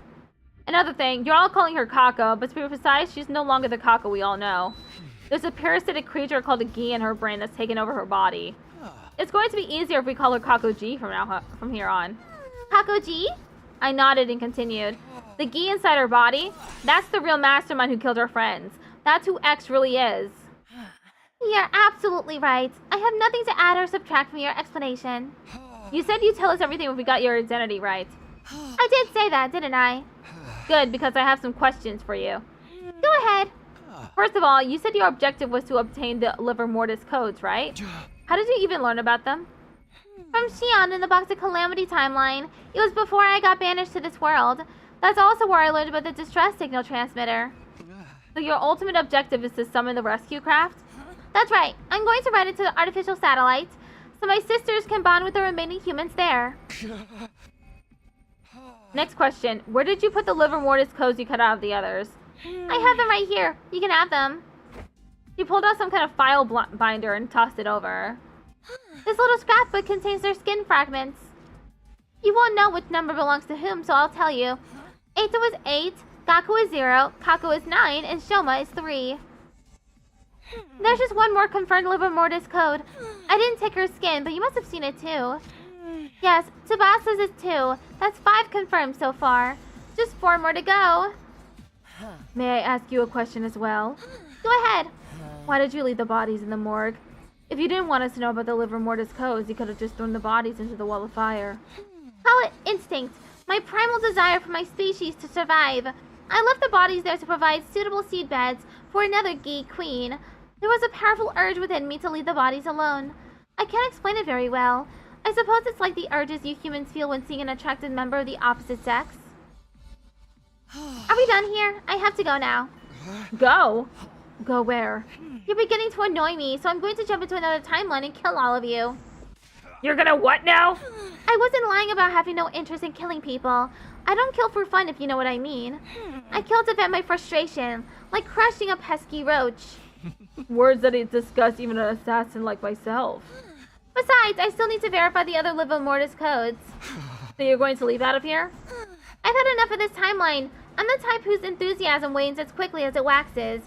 Oh, that reminds me. The PLM was locked until very recently. I unlocked it just before you arrived, so it's all good. I can leap into any timeline now. Locked? It's fun if you don't understand. Don't go worrying your precious heads about it. You all need to leave the room now. I have to change up to my leap suit and make other preparations before I leap. You think we're just gonna let you go after all you've done? Don't make me do this. I'm going to count down from 10 now. Get out before I reach 0 or else. 10, 9, 8. The burning rage within me flared up into an inferno and I can no longer contain myself. 7, 5. This lunatic killed Kako, Shoma, Tsubasa, Moko, and Kurata.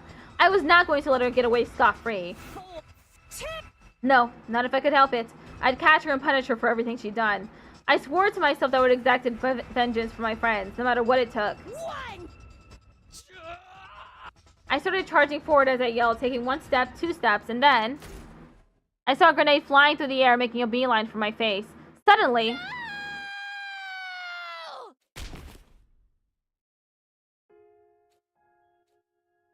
what just happened? Can't be real. Nozomi, she's trying to protect me? No, don't do this, Nozomi. Get away. Please get out of the way. I'm begging you, Nozomi. Nozomi! Kagome! Inuyasha! Kagome!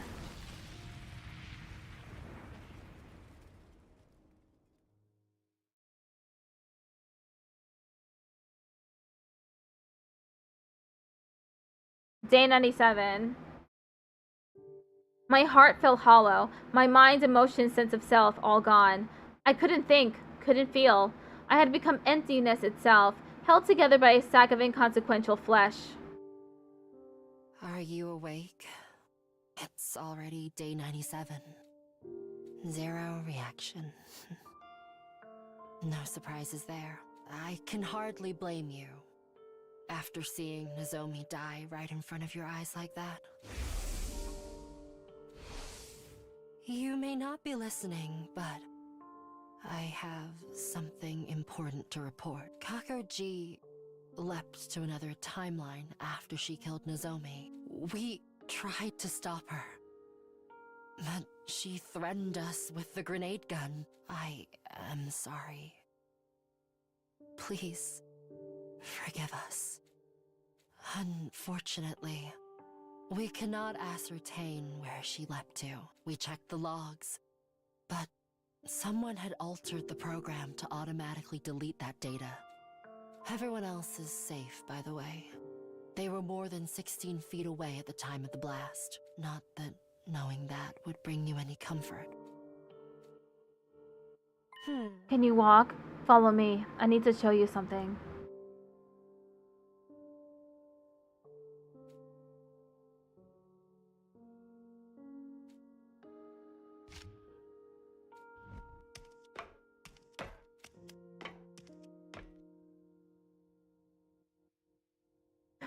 The escape pod.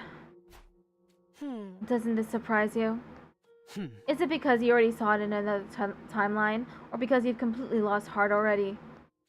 I noticed it 3 days ago and I've already shown it to the others.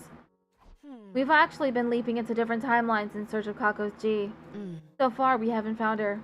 A lot has happened, but we did find a ruined escape pod in one timeline.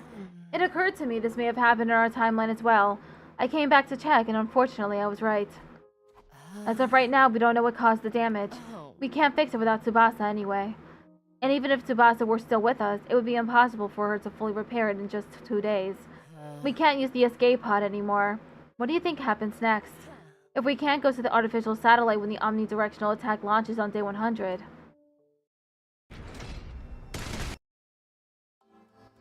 The only way to survive in our current situation is to stop the omnidirectional attack. For that to happen,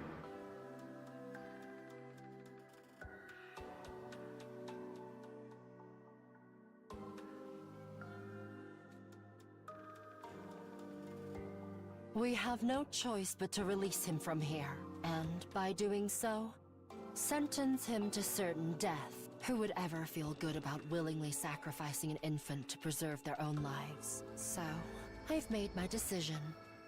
You're going to leap, aren't you? Huh? You'll leap to another timeline. You want to find a way to save the baby somehow. Isn't that right? Hideko fell silent for a while before answering. You're not wrong. I intend to steal a device called the Baby Jar. To do that, I have to go to the steady fundamental timeline.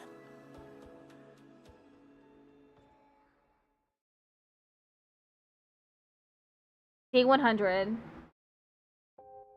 My heart remained empty, floating about quietly in darkness. I melted into the formless void. I could no longer tell where the darkness ended and I began. My outline was slowly dissipating, like an abandoned sand sculpture blown by the wind. I'm glad you're awake. Today, we celebrate the arrival of our long-awaited Day 100. Not that there's anything worth celebrating right now. We've won the war. We've defeated Veshness. Emptiness is our spoil. That is all. Are you worried about the others? Don't be. Everyone is safe. The omnidirectional attack won't be happening in this timeline. As you can see, the missiles are no longer being charged. They won't be used to eliminate all life on this planet. Alright, I'm leaving now. Come join us on the roof as well if you're feeling up to it.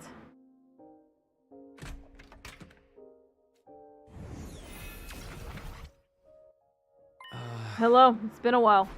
Huh? Dion. Huh? Dion, that's your name. Dion. Dion. Okay. It feels strangely right. You can manifest yourself now? Yes, thanks to your help. What's that? You solved the future case, didn't you? The flow of the malicious aura has been stopped. Thank you. I'm really grateful. I'll see you around.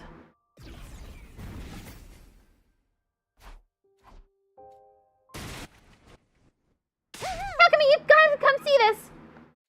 Oh, will you quit with the morose character archetype already? Come on, this might actually cure you! What's that? Just come with me, hurry up!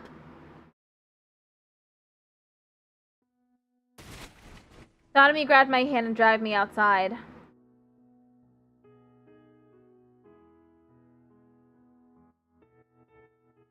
There stood the 6 other survivors. Hideko, Takemaru, Ima, Kyoshika, Yugamu, and of course, Sodomy. When they saw me, they beckoned me over. Get your ass over here now! Come this way! I ran with the rest toward the fence, and we glanced down at the schoolyard together, where we saw... What? No way! How? We can talk more in the schoolyard. Run, everyone. Yeah!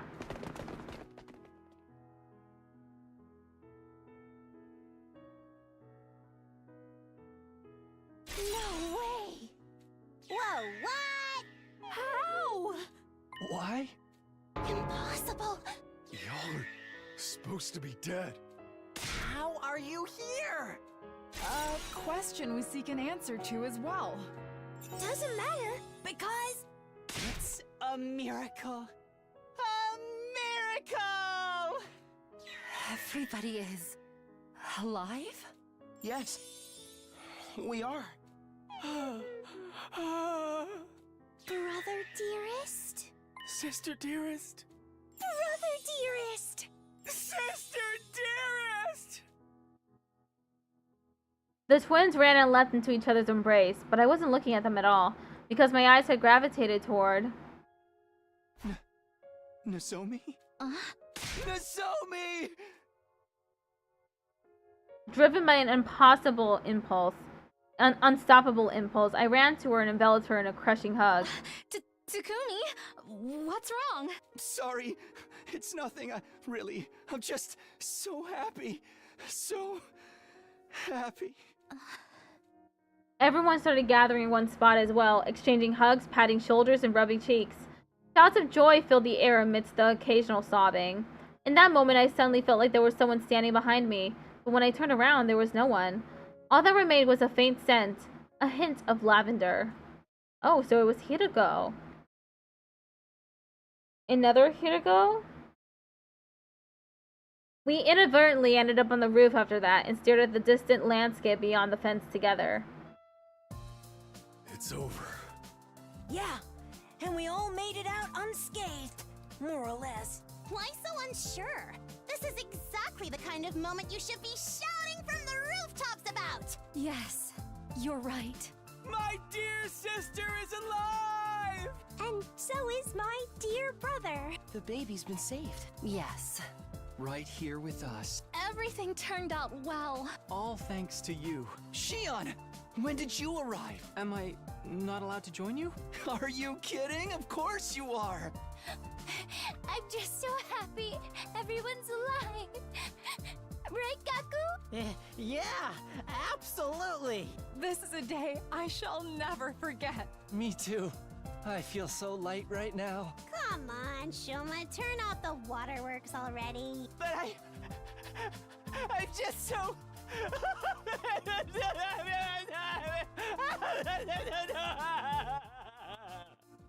Did our dead friends come back to life? Well, on the way to the roof, we asked them about this. Apparently, they had leapt here from another timeline, so it wasn't like those who died in this timeline had gotten revived. That gave me mixed feelings. The Eito, Gaku, Kako, Shoma, Ava, Tsubasa, Moko, Kurata, and Nozomi, who are here with us right now. They weren't the same 9 people we had gotten to know from this timeline. I would never forget those who were killed here. The pain of losing them would live on forever in my heart. But it was just like Kurata said. Right now was the time for us to go all out and celebrate the fact that everyone was still alive. I didn't want to think about how the Shoma and Ava this timeline ended up becoming murderers. The only thing I regret is not being able to capture Kakuji. Yeah, but it's only a matter of time before we do. And exact vengeance on her for everyone's deaths. Well said, Takumi. We continued staring into the distance together for some time after that. Reflected in each of our eyes were the purple flames and the boundless eternal future that stretched out ahead of us.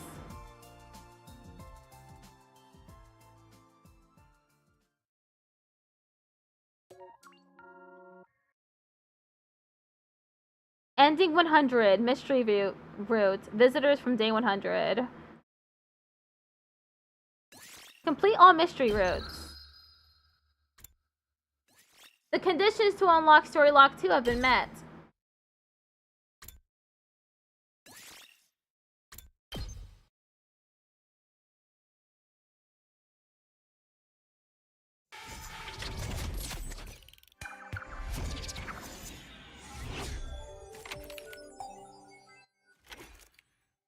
Add starts in 1 minute.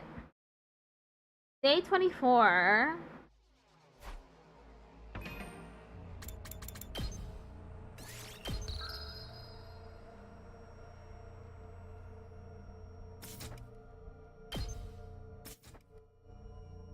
I'll be right back.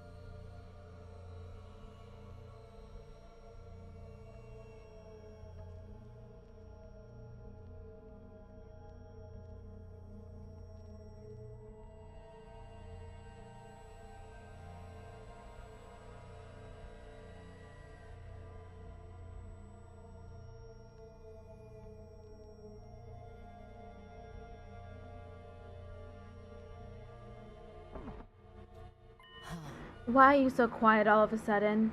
It feels like your mind's somewhere else. Oh yeah, the thing is...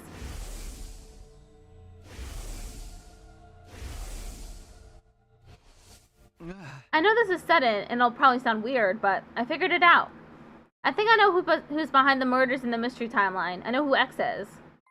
It's Kako. Huh? You knew? More accurately, it's a Gi-possessed version of her.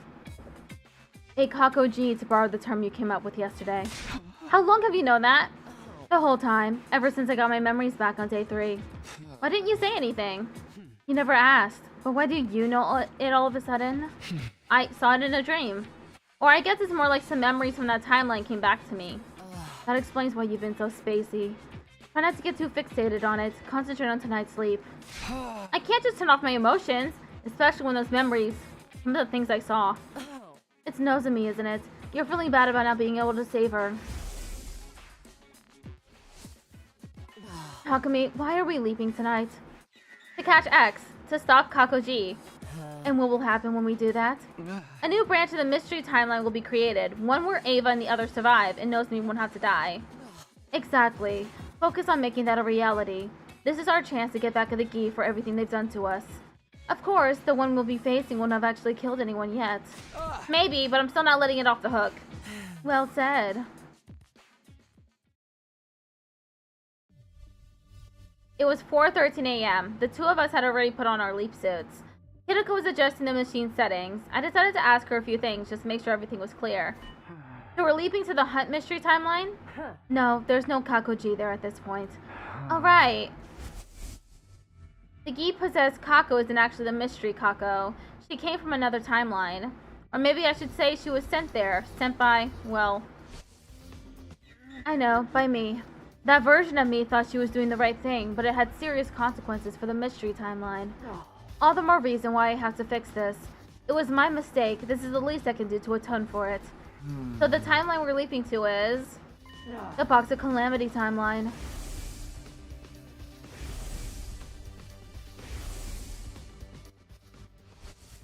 I looked at the time on my helmet window. It was 4:15 a.m. Hideko and I locked eyes and nodded. Alright, let's go.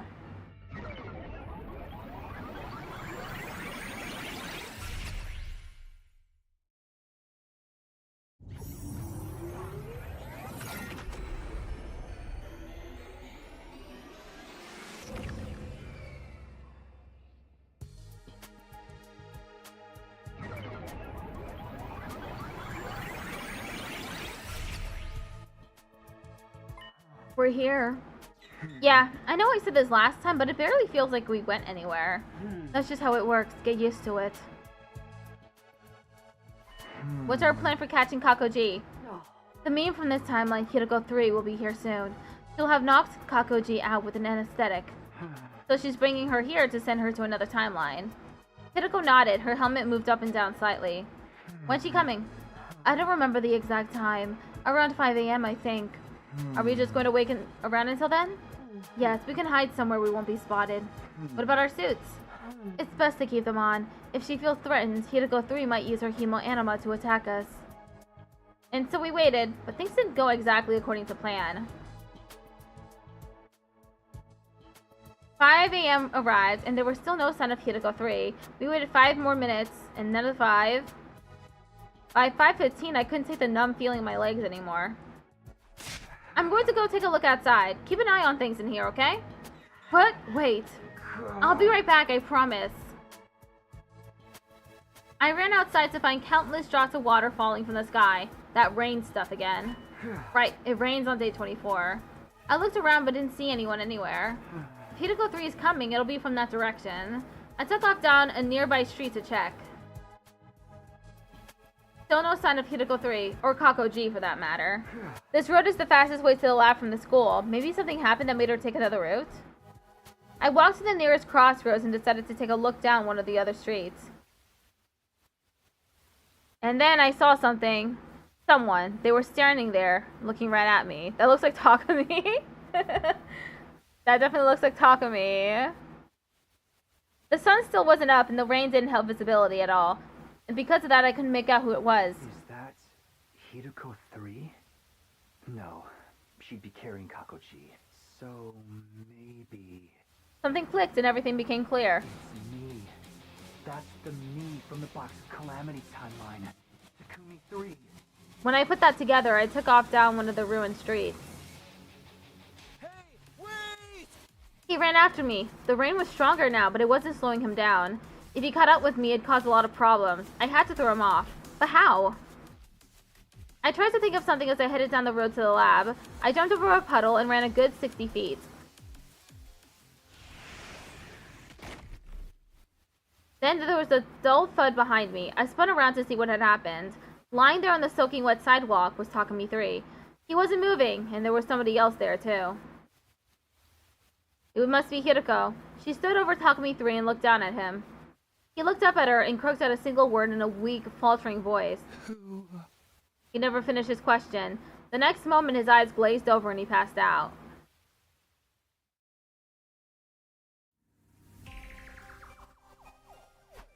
Was it okay to leave him there like that? We moved him inside a building with a roof. That's good enough. Come on, we have to get back to the lab. Right.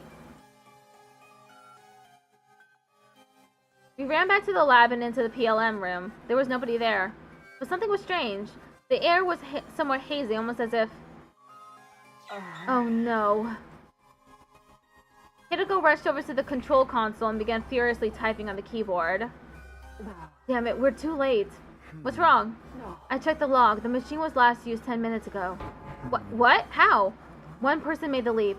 Their destination was the Hunt Mystery timeline. You know what that means. Kakoji's gone? Just in the last 10 minutes? I'm afraid so. Hiroko 3 must have arrived and sent her away while we were outside. No! We didn't have time to stand around and feel sorry for ourselves. We needed to act and fast. Then we have to go too. We'll follow her to the Hunt Mystery line and... Hiroko shook her head. We can't. Why? Look at the display in your helmet. It keeps track of blood space wave activity. They're looking pretty low. Right, we won't be able to leap again for a while. It's 2 days until they'll be strong enough again. 8:10 p.m. on day 26. So we're... Yes, we're going to be stuck here for a while. In the Box of Calamity timeline. You've got to be kidding. Hiroko and I discussed what we should do next. Eventually, we decided to carry Takumi 3 back to the school. We couldn't just leave him out there in the ruins all night.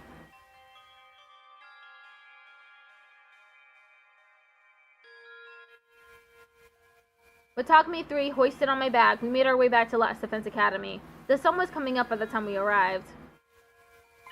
The morning announcement will be playing soon. We have to hurry. How about you help me with this guy then? Excuse me? Me carry luggage? That's your job, servant.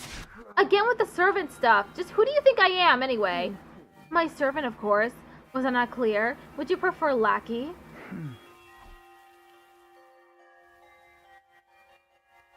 We took Takumi 3 back to his room and put him into bed. There. That should do it. No, he looks so pitifully vulnerable sleeping like that. I wish we could stay to draw something on his face. But we don't have the time. We have to leave before the others start waking up. Right. Let's get going.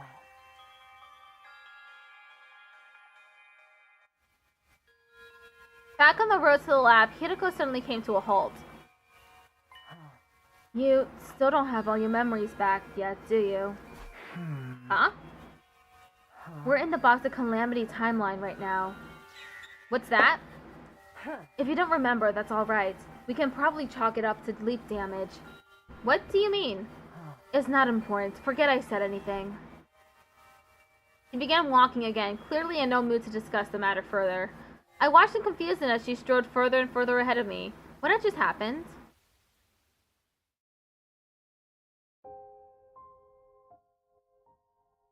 We arrived back in the lab and did what little we could. Namely, we took off our suits, hung them up, and caught our breath.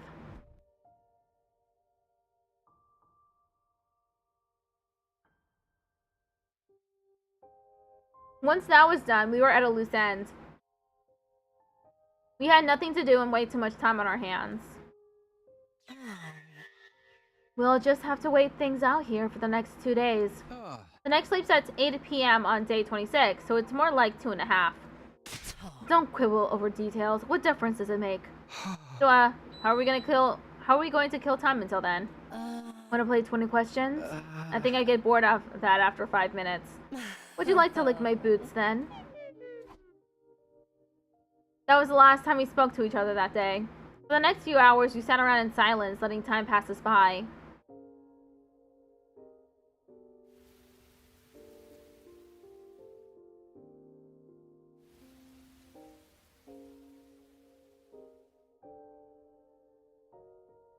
Uh... 10 o'clock. I'm getting pretty hungry. Oh. Me too. Go find some food somewhere and cook it for me. Huh? Somewhere? Somewhere in the town ruins. Sometimes you find old canned food around. Why don't you go look for some yourself? I'm not the servant here. That was the last straw. This is all your fault, you know. What is? Us missing Kako G. I told you to wait here. The blood space waves were about to fade out. What was I supposed to do? I waited and waited and he still didn't come back. So I went outside to try and find you. When I saw Takumi 3 chasing you, I knew I had to do something. So I went around him and up into one of the buildings. He would have caught up to you if I hadn't knocked him out with that nice clean knee drop to the back of his head. Don't you get it? I did all of this to save you, and now you're saying it's all my fault? Hideko's tirade seems to jog something loose in my mind. Of course! How could I forget something so important? Is it the leap damage again? What's the matter? I remembered something about day 24 in this timeline. It was around 4 p.m. When I was Takumi 3, I saw Hideko 3 leaving the school grounds. I didn't realize it at the time, but she must have been carrying Kako G too. I wondered what she was up to, and I followed her.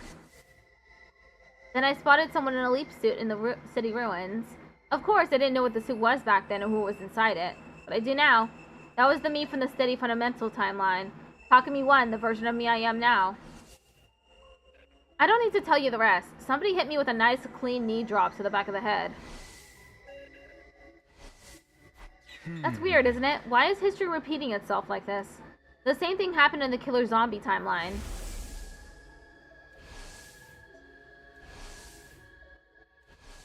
Oh. So, what are you getting at? It's like we're on rails, just acting out a predetermined series of events. The same goes for us failing to stop Kako G leaving this timeline. I feel like we're reenacting a version of history that's already happened, or that we're being railroaded so things play out the way they're supposed to. Is anything we're doing making a difference? Is it even possible for us to change history? Not this again. We've been over this already. Over in the killer zombie timeline, we saved Hideko 2 and made sure Takumi 2 got treated. But enough! I can't keep talking on an empty stomach like this. Don't waste what few calories I have access to by making me repeat myself. I'm going to bed. We need to conserve our strength. Good night. Hideko skulked away to a corner of the room and lay down with her back to me. I stared at her for a while and thought about what she'd said. According to her, Hideko 2 was killed by Takumi 2 in the killer zombie line on day 16, but I had no memory of that happening. I really only had her word for it. Was it true, or could Hideko have been lying to me? Suddenly, I became aware of a fragrance in the air. It felt familiar, almost nostalgic. I knew that soothing floral aroma. It was the scent of lavender.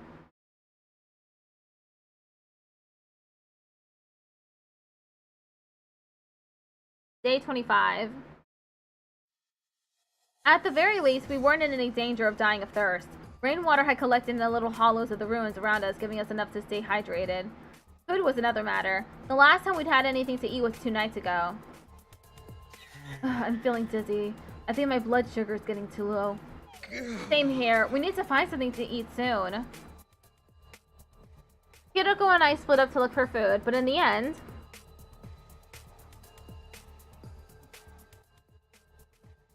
The whole day's almost gone. Have you even been trying? I wanted to scream back, of course I have. I'm just as hungry as you are, you know, but I didn't have the energy. I didn't say anything, and Hideko didn't press me. A heavy silence settled over the two of us. Faint from hunger and exhaustion, we slowly made our way back to the lab and spent the next couple of hours there. Takumi, what time is it? Check for yourself. You've got it built into your glasses, don't you? Too much trouble to raise my hand. Just tell me. I took my device out of my pocket and checked the time. It's 9:50 p.m. Still a whole day before we can leap back. They're probably worried about us back in Steady Fundamental. From their point of view, we just disappeared. Maybe they think we eloped together. Kidding. Sorry, I don't have the energy to laugh.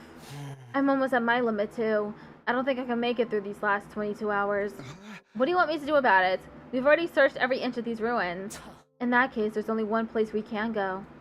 Where's that? The only place we're guaranteed to get a high caloric intake. The school! You want to steal food from the cafeteria? You're really that surprised? What did you think we were doing here? But what if someone sees us? That's why we've got our leap suits on. Come on, let's go.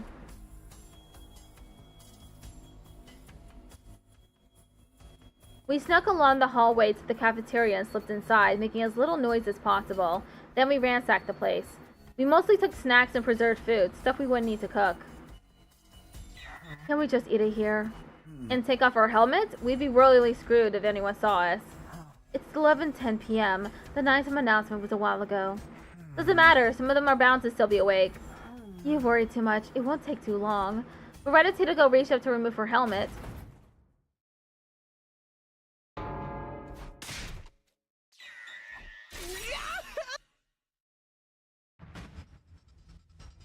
we took off running as fast as we could. Even in our panic trying to get away, a thought occurred to me. Something happened in this timeline with Gaku in the middle of the night. I got kinda hungry, so I went to the cafeteria for some food, and when I turned around, there were two dark, shadowy figures standing at the back of the room. Ah, yeah. I forgot about that. About the two shadowy figures. At least I knew who these shadowy figures had been now. Fortunately, no one tried to follow us, but we weren't in the clear yet. Clutching our spoils tight, we ran all the way back to the lab.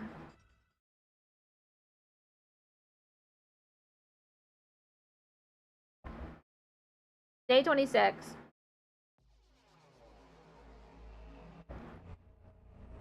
After we filled our bellies, Hideko and I decided to take some well-earned rest. We spent most of day 26 lounging around like giant pandas. Before we knew it, the sun had gone down and night had fallen.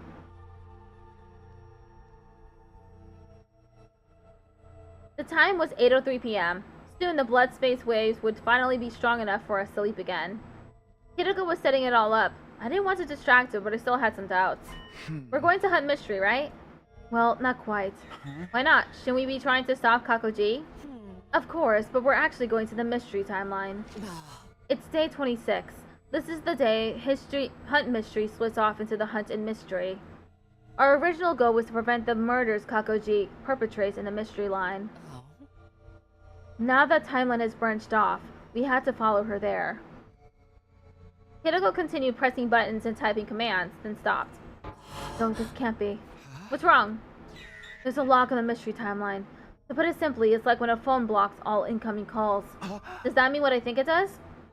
I'm afraid so. The machine won't let us sleep there. Did Kakoji do this? He must have. She's the only one in that timeline who knows this lab exists. She's smart too. I thought it would take her long to figure out how the machine works. We've got no choice. We'll have to return to Steady Fundamental for now and plan a new strategy. Damn, you're right. There was just 1 minute left until our leap. Everything was set up and ready to go. What are we going to tell everyone when we get back? How about we went out to explore the ruins early on day 24, got caught in the rain, and were laid up with a fever until now. A fever so bad we couldn't move for the last 2 days? Nobody's gonna buy that. I'm open to suggestions. Excuses and cover stories are your forte, not mine. While we were talking, the time changed. It was 8:10 p.m. now. Okay, time to go home.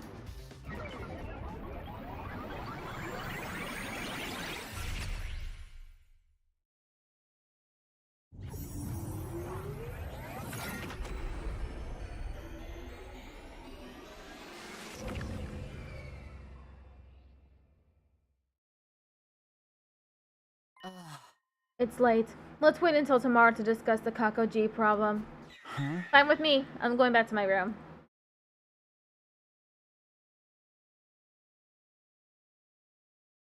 We staggered back onto school grounds and made it up to the roof, but when we got there... Where have you two been? You got any idea how worried we were? It's been 3 days! We've been going out of our minds looking for you! We couldn't find any trace of you. We were starting to wonder if you'd eloped or something. Seriously? But if that were the case, you wouldn't have come back. What have you been doing? So you had to ask, feeding, seating, and breeding. What? Such indecency! Do you two think of nothing else? I sighed, might as well get this over with. Truth is, we went out to explore the ruins of day 24. You guys remember how hard it was raining that day? Well, we both caught a cold in it. We were laid up with a fever until today. Everyone's faces had the same expression, blank astonishment, but the silence only lasted for a moment. Ah, jeez, is that all? Guess there's no helping it then. Don't let it happen again, okay? All this stress is bad for my heart. Unbelievable, they actually bought it. Huh? Nothing, don't worry about it. Anyway, we're sorry to worry you all this time. Me too, I apologize. Well, I don't think I've ever heard you apologize before. It wasn't addressed to you. Oh, come on! Just then... Excuse me, I'm sorry to interrupt. Ava? You're here? I know this is sudden, but I am now a member of the Special Defense Unit. Perhaps you heard about it already, but I haven't formally introduced myself to either of you yet. The brainwashing's done? I feel like that's a little faster than in the other timelines. Mr. Sumino, Miss Jujihara, it's an honor to be working with you. Ah, Ava, we told you before, you don't gotta be so formal around us. Yes, we're all on the same team here. Just make sure to ignore any weird orders from the boys, okay? Oh, so I can't get her to show me her boobs? Of course not! And I can't perform a vivisection on her? Especially not that! But orders from us girls are okay. Ava, shake! Arf, arf. Tarada extended a hand. Ava knelt down and put her hand on top of it. Oh, you're so adorable! Who's a good girl? You is! Yes, you is! She patted Ava's head. Ava herself knelt there with her tongue lolling, an expression of pure ecstasy on her face. Ooh, I want to try too! Ava, do some more doggy style stuff! Doggy style? Understood. Lady Ava, no! You must ignore strange orders from the girls as well! But I wanted to set up a killing game with her. A killing game? That sounds lovely. I'd be glad to participate. You don't even know what that means, do you? You should join too, Mr. Yakushiji. And you, Mr. Ginzaki. Well, I guess a little one wouldn't hurt. Don't get swept up in the mood, you two. Oh, is the killing game a contest to see who can kill the most invaders? That really does sound wonderful. Let's all kill lots of invaders together.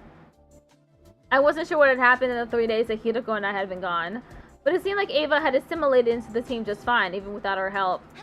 Now that the team's back together, shall we celebrate the usual way? I'm down for that! Alright, 1, 2, 3...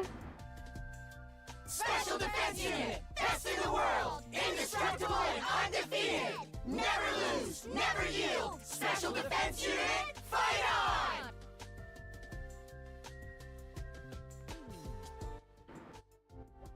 Everyone raised their voices, their cheers echoing out across the roof. Hinako watched them with a mixture of confusion and relief. I guess this is fun. Her expression softened a little, and she smiled as the group continued kidding around. Oh shit. Stream's ending. Day 27.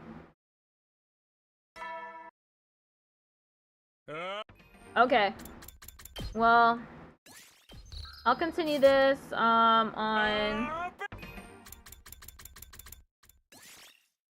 how many okay, I have 79 endings now. 79. A lot has happened. I still have a lot of games to go. Still 21 endings I haven't gotten.